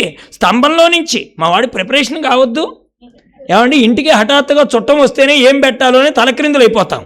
హఠాత్తుగా వచ్చాడనుకోండి, ఎంత హడావుడి పడిపోతామండి. చెప్పి పెట్టకుండా గిన్నెలన్నీ ఖాళీ అయిన తర్వాత 12 చుట్టం వచ్చాడంటే ఇంట్లో హడావుడి చూడాలి, ఏం వండి పెట్టాలి, ఏం చెయ్యాలి. ఏమండి, ఉంటుందా ఉండదా? ఉన్నట్టుండి స్తంభంలో నుంచి పుట్టమన్నాడండి. ఏమైనా అవకాశం ఇచ్చాడా? పోనీ ఇందులో అని ఒక నిర్ణయం చేసి చెప్పాడా? లేదు. వాడు అడగడం సరిపోయింది, వీడు చెప్పడం సరిపోయింది. మా తండ్రి అందులో రావద్దు, ఎంత కష్టపడ్డాడు నా తండ్రి, ఆ స్తంభాన్ని బద్దలు కొట్టి ఓ అవతారాన్ని రూపకల్పన చేసుకొని వాడి కోసం, ఆ డింబకుడి కోసం అందులో నుంచి పుట్టాయన. తండ్రి కొడుకులు కొట్టుకోవడం ఏంటి, మా నారాయణుడికి పని ఏంటి, ఆయనతో పని ఏంటండి? వాదిస్తే వాళ్ళ తండ్రితో ఉండాలి కానీ. కాబట్టి ప్రహ్లాదుడు దొరికితే చంపేస్తాను. రెండో వాళ్ళు ఎవరు? ఆ ద్రౌపది దొరికితే చంపేస్తానన్నాడు. ఈయన అనుకున్నాడు, ఇదేమిట్రా మా ఆవిడేం చేసిందిరా వీడికి పాపం అని వెంటనే అడిగాడు, ఏమి ఏం చేసింది? ఏమయ్యా, 5 భర్తలు ఎద్దుల్లాగా కూర్చొని ఎదురుగా ఉంటే ఎవడో దిక్కులేనట్టుగా 2 చేతులు ఎత్తి నిండు సభావనంలో ఇట్లా పిలిస్తే మా వాడు ఎన్ని చీరల షాపుల్లో చీరలు తెచ్చాడో. ఏమండి, 5 భర్తలు ఉన్నారే, ఒక్కడిని పిలవచ్చు కదా? 5 ఉంటే మా వాడిని పిలిస్తే మా వాడు పాపం ఎంత శ్రమపడి వచ్చాడండి, ఎన్ని చీరలు ఇచ్చాడు ఆవిడికి. ఆ మాత్రం జ్ఞానం ఉండక్కర్లేదా? ఆవిడ కనపడితే చంపేస్తాను. ఇంకా మూడో వాడెవడు? అర్జునుడు. వీడు అనుకున్నాడు, ఇప్పుడు అర్జునుడు అంటే వీడిని ఇక్కడే చంపెట్టున్నాడు, అందుకని అర్జునుడిని చంపేస్తాను. ఏమర్రా వాడేం చేశాడన్నాడు. మా వాడిని తీసుకెళ్ళి కాళ్ళ దగ్గర కూర్చోబెట్టుకుంటాడు. ఎంత ధైర్యం ఉంటే మా వాడిని అక్కడ కూర్చోబెడతాడు? మా ప్రభువుని నమ్మి ఇంత పని చేస్తే వాళ్ళకు ద్యోతం చేశాడు, వాళ్ళకు ఊడిగం చేశాడు, వాళ్ళ దగ్గర ప్రతి పనికి వెనకాతలుండి కాపుగా వచ్చాడు. ఇలా చేసిన నా ప్రభువుని, నెత్తికెత్తుకోవలసిన ప్రభువుని తెచ్చి కాళ్ళ దగ్గర కూర్చోబెడతాడా? ఎంత అహంకారం! దొరికితే వాడిని చంపేస్తానన్నాడు. చంపేట్టున్నాడని పరిగెత్తాడు కృష్ణుడి దగ్గరకు. పరిగెత్తి, ఏం బావా కత్తి రహస్యం తెలిసిందా అన్నాడు. కత్తి రహస్యం కాదయ్యా, భక్తి మర్మం తెలిసిందన్నాడు. కత్తి రహస్యం దేవుడు ఎరుగు, భక్తి మర్మం తెలిసింది. అంటే భక్తుడు అనేటువంటి వాడు భగవంతుడికి బాధ కలగనివ్వడండి, ఓర్చుకుంటాడు. నా ప్రభువుకి ఎందుకు ఇంత కష్టం రావాలి, పర్వాలేదు, శాయశక్తులా నేను నా భగవంతుడు నన్ను ఏ త్రోవలో పంపిస్తున్నాడో దానిలో నేను నిలబడతాను. త్యాగయ్య గారు తన జీవితం స్వామికి అంకితం చేశాడు. నిధులు పంపించాడు రాజుగారు. నిధి పంపిస్తే మనసు ఆ వైపుకు పోతుందేమోనని నిధి చాలా సుఖమా, రాముని సన్నిధి సేవ సుఖమా అన్నాడు ఆయన త్యాగరాజు గారు. నిజంగా నీకు నిధి కావాలా మనసా, లేకపోతే రాముడి సన్నిధి సేవ కావాలా, ఏది సుఖమో నువ్వే తేల్చుకో. ఎందుకని? నన్ను బంధంలో పడేసేది మనస్సే, మోక్షం ఇచ్చేది మనస్సే దానికి కారణం అండి. ఇప్పుడు మీరందరూ ఇక్కడికి వచ్చారు కదా, రూములకు తాళం వేశారా? రూములకు తాళం వేసి వచ్చారా? ఇప్పుడు మీరు జేబుల్లో వెతుకుతారా? సంచుల్లో తాళం వేసి వచ్చారు కదా. ఇప్పుడు మళ్ళీ కార్యక్రమం అయిపోగానే రూములకు ఎడతారు కదా, ఆ తాళంతోనే తీస్తారా, లేకపోతే పక్క వాళ్ళ తాళం అడుగుతారా? మీ తాళంతోనే తీస్తారుగా. బంధనానికి కారణమైంది మీ తాళమేగా, విడుదలకి కారణమైంది మీ తాళమేగా. అలాగే మనస్సు అనే తాళపు చెవి ఈ తాళపు కప్పని ప్రపంచం వైపుకు తిప్పితేనేమో బిగుసుకుంటుంది, పరమాత్మ వైపుకు తిప్పితేనేమో విడుదలవుతుంది. ఇప్పుడు బంధనము మోక్షము రెండు ఎవరి చేతుల్లో ఉన్నాయి? ఆయనకేమన్నా పనే?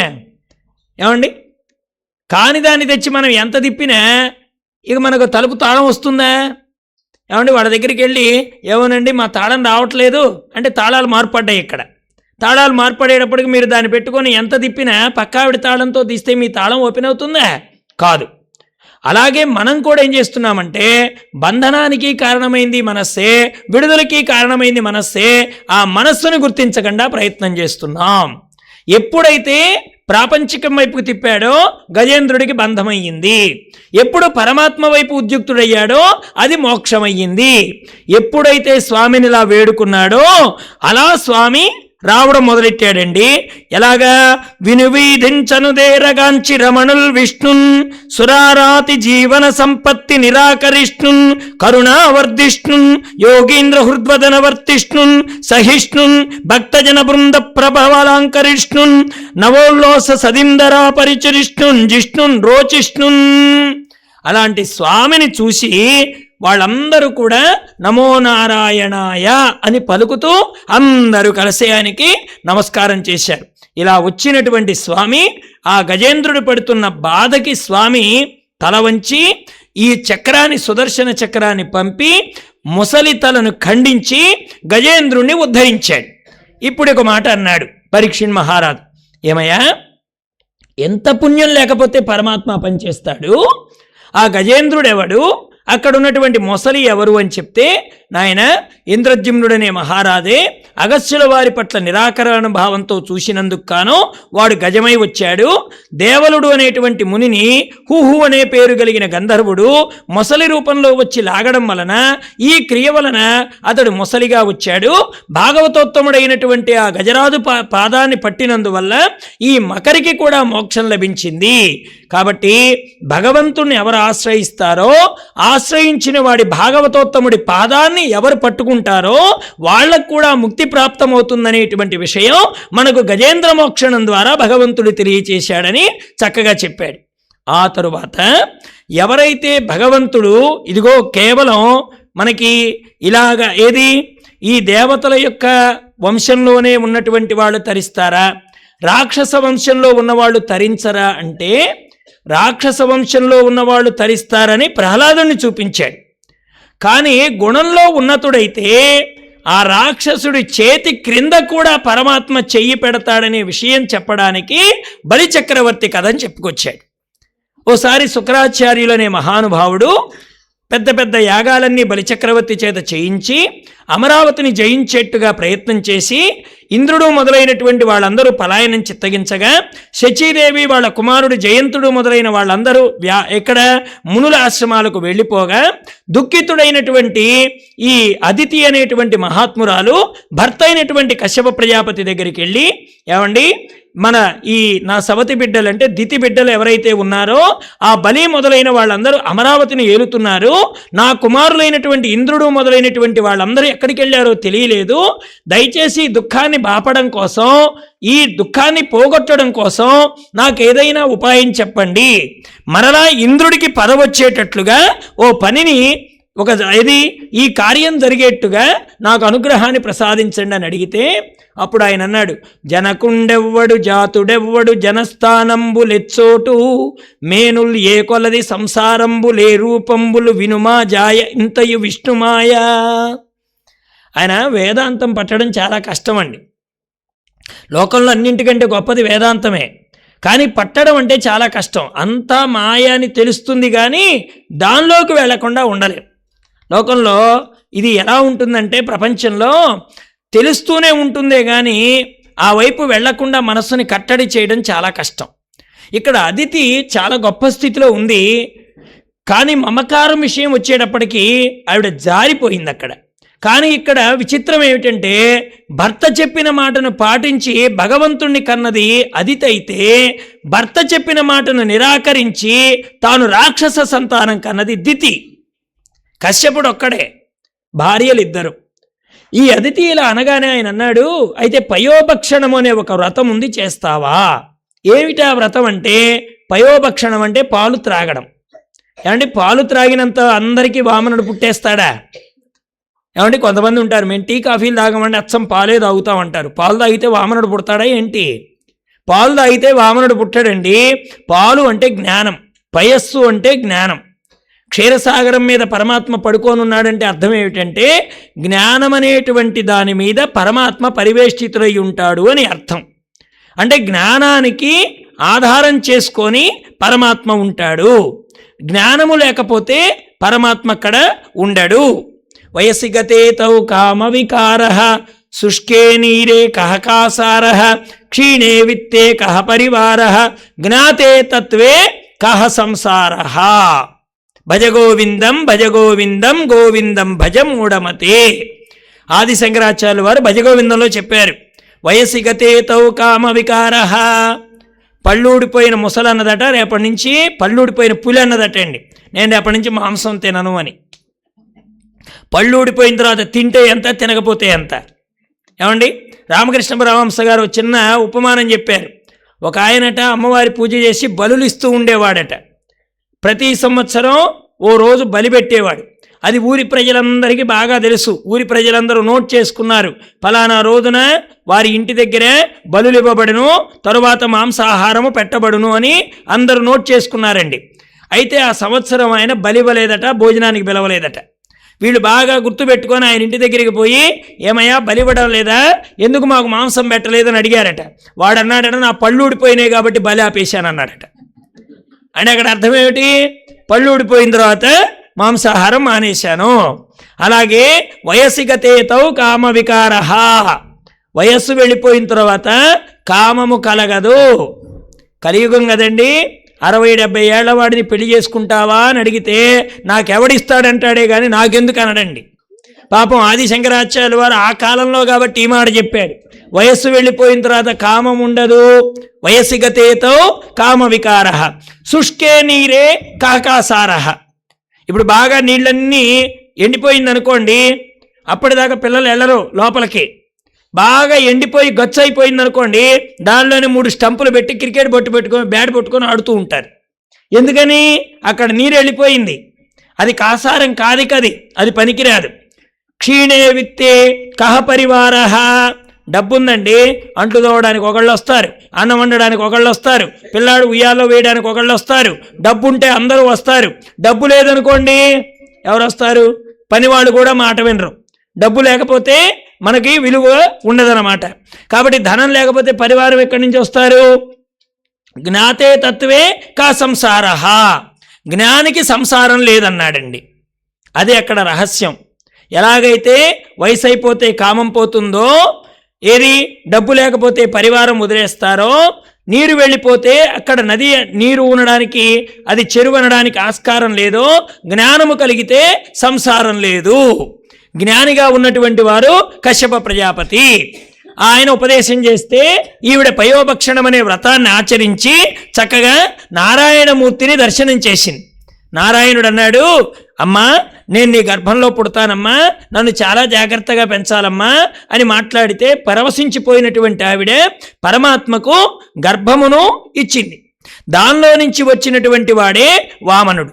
ఆ వామనుడు పొట్టివాడై పిల్లవాడై చిన్న పొట్టి ఒడుగై చిన్న పిలక కలిగిన వాడై అప్పుడే ఒడుగు చేసుకున్న వాడిలాగా బుడిబుడి నడకలతో అక్కడ ఉన్నటువంటి వాళ్ళందరిని అడిగాడు, అయ్యా నేను ఇప్పుడు దానం కోసం వెడుతున్నాను, లోకంలో ఎవరైనా అడిగినది లేదనకుండా ఇచ్చేటువంటి దాత ఎవరైనా ఉన్నారా అని అడిగితే వాళ్ళందరూ ముక్తకంఠంతో చెప్పారు, బలిచక్రవర్తి అని ఒక మహానుభావుడు ఉన్నాడు, శుక్రాచార్యుడి యొక్క ఆధ్వర్యంలో గొప్ప యజ్ఞాలు చేసిన మహానుభావుడు, అడిగిన వాళ్లకు లేదనకుండా ఇచ్చేటువంటి వదాన్యుడు బలి ఒక్కడే ఉన్నాడని చెప్పగానే వెంటనే బలిచక్రవర్తి దగ్గరకు ప్రయాణమై నర్మదా నదిని దాటి అక్కడ ఎదురుగా వెళ్ళి ఆయనకు స్వస్తి వచనాలు పలికి ఆయన ఎదురుగా కొంతసేపు ముచ్చట చెప్పిన తర్వాత ముచ్చట పడిపోయినటువంటి బలిచక్రవర్తి ఒడుగోగా కనిపిస్తున్న వామనుడి పాదాలని కడిగి ఓ ఆసనం మీద కూర్చోబెట్టి, అబ్బాయి నువ్వు ఎక్కడి వాడవు, ఎక్కడి నుంచి వస్తున్నావు, నీ నివాస స్థలం ఏది, నీ తల్లిదండ్రులు ఎవరు అని ఇలా మాట్లాడుతుంటే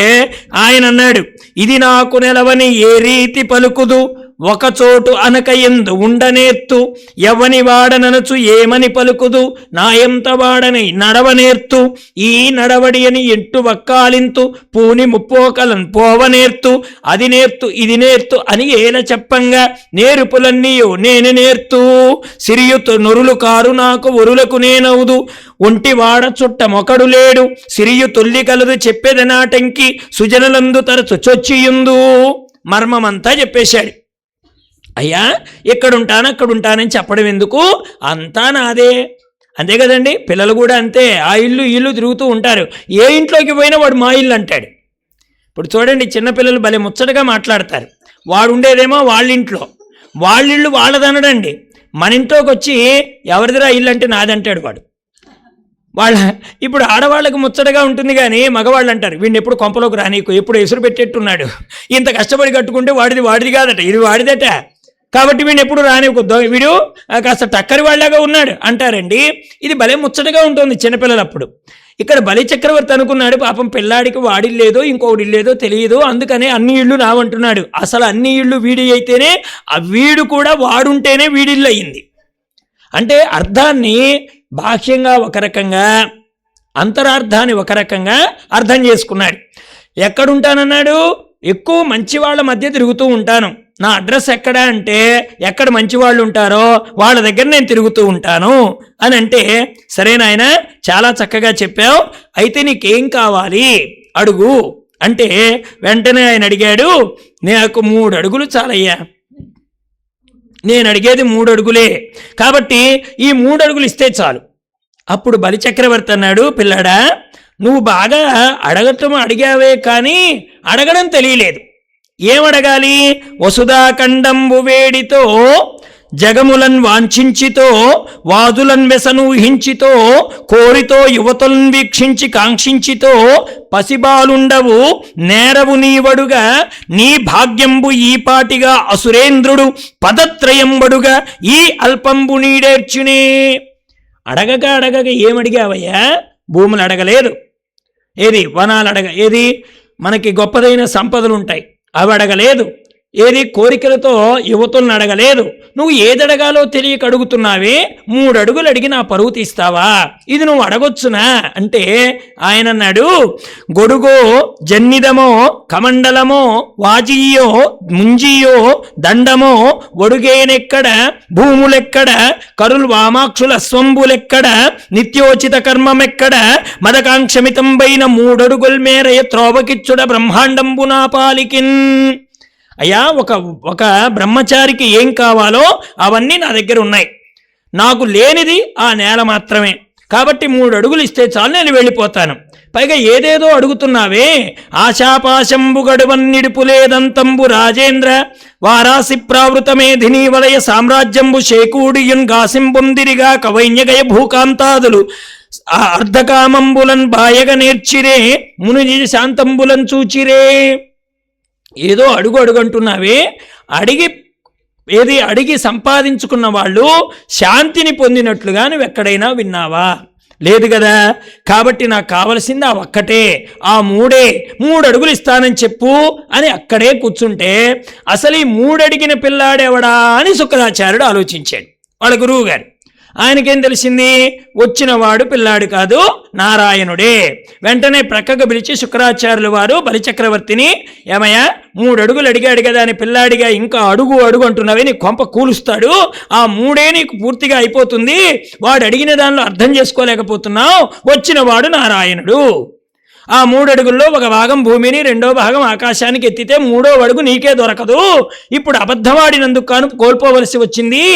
ఇప్పుడు 2 అడుగులో సంపద మొత్తం అయిపోతే 3వ అడుగు ఎక్కడిస్తావు? అసత్య దోషం వల్ల నీకు దోషం వస్తుంది. అందుకని వారి జాక్షులయందు వైవాహికములందు ప్రాణ విత్తమాన భంగమందు జగిత గోకులాగ్ర జన్మ రక్షణమందు వంకవచ్చు అఘము పొందదదిప. చాలా చక్కగా చెప్పాడు. అయ్యా, ప్రాణాన్ని రక్షించుకునేటప్పుడు, ఆడవాళ్ళని పొందేటప్పుడు, ప్రాణానికి భంగం కలిగినప్పుడు అబద్ధం ఆడొచ్చని రాక్షసనీతి చెప్తోంది అని ఆయన చెప్తే ఆయన అన్నాడు, నువ్వు బాగానే చెప్పావు కానీ గురుదేవా, అబద్ధమాడి నిలబెట్టుకోవలసినంత గొప్పదా ప్రాణం అంటే అని అడిగాడు బలిచక్రవర్తి. అబద్ధమాడి నిలబెట్టుకోవలసినంత గొప్పదా?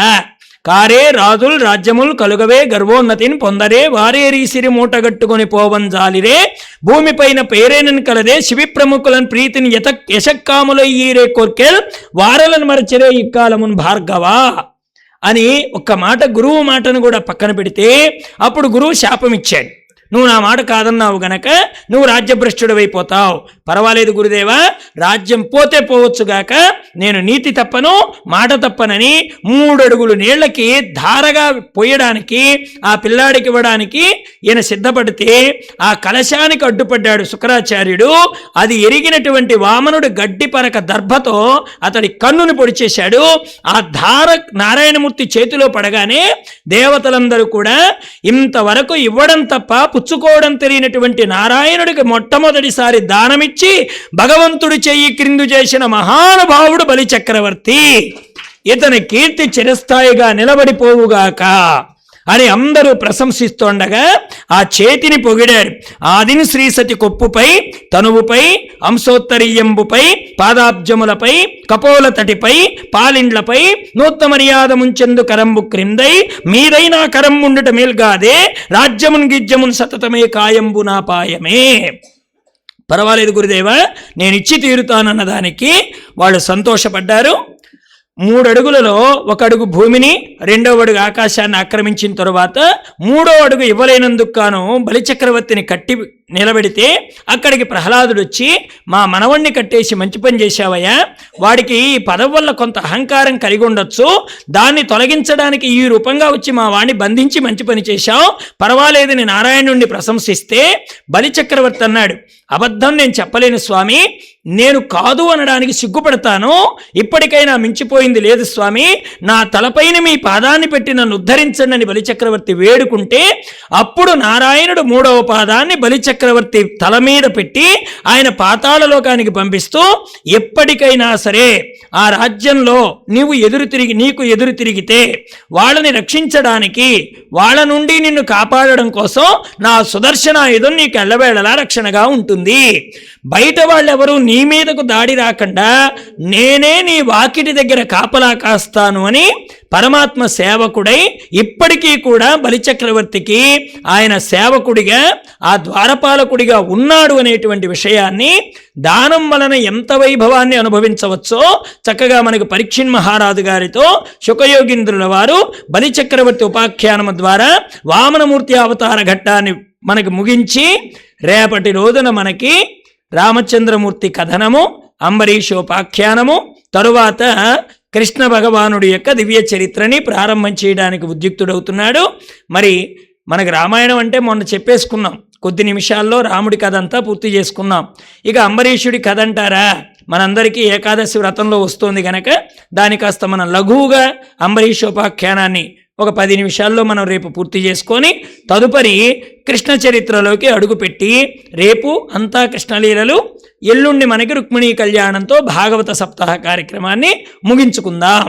అలాంటి అవకాశాన్ని మనకి కలిగించినందుకు సద్గురుదేవులకి, భగవంతుడికి సాష్టాంగ దండ ప్రణామాలు తెలియజేసుకుంటూ మరలా రేపు జరగబోయేటువంటి కార్యక్రమంలో కలుసుకుందాం. అంతవరకు వాసుదేవ వాసుదేవ, జై సద్గురుదేవ. ఓం సహనా భవతు, సహనౌ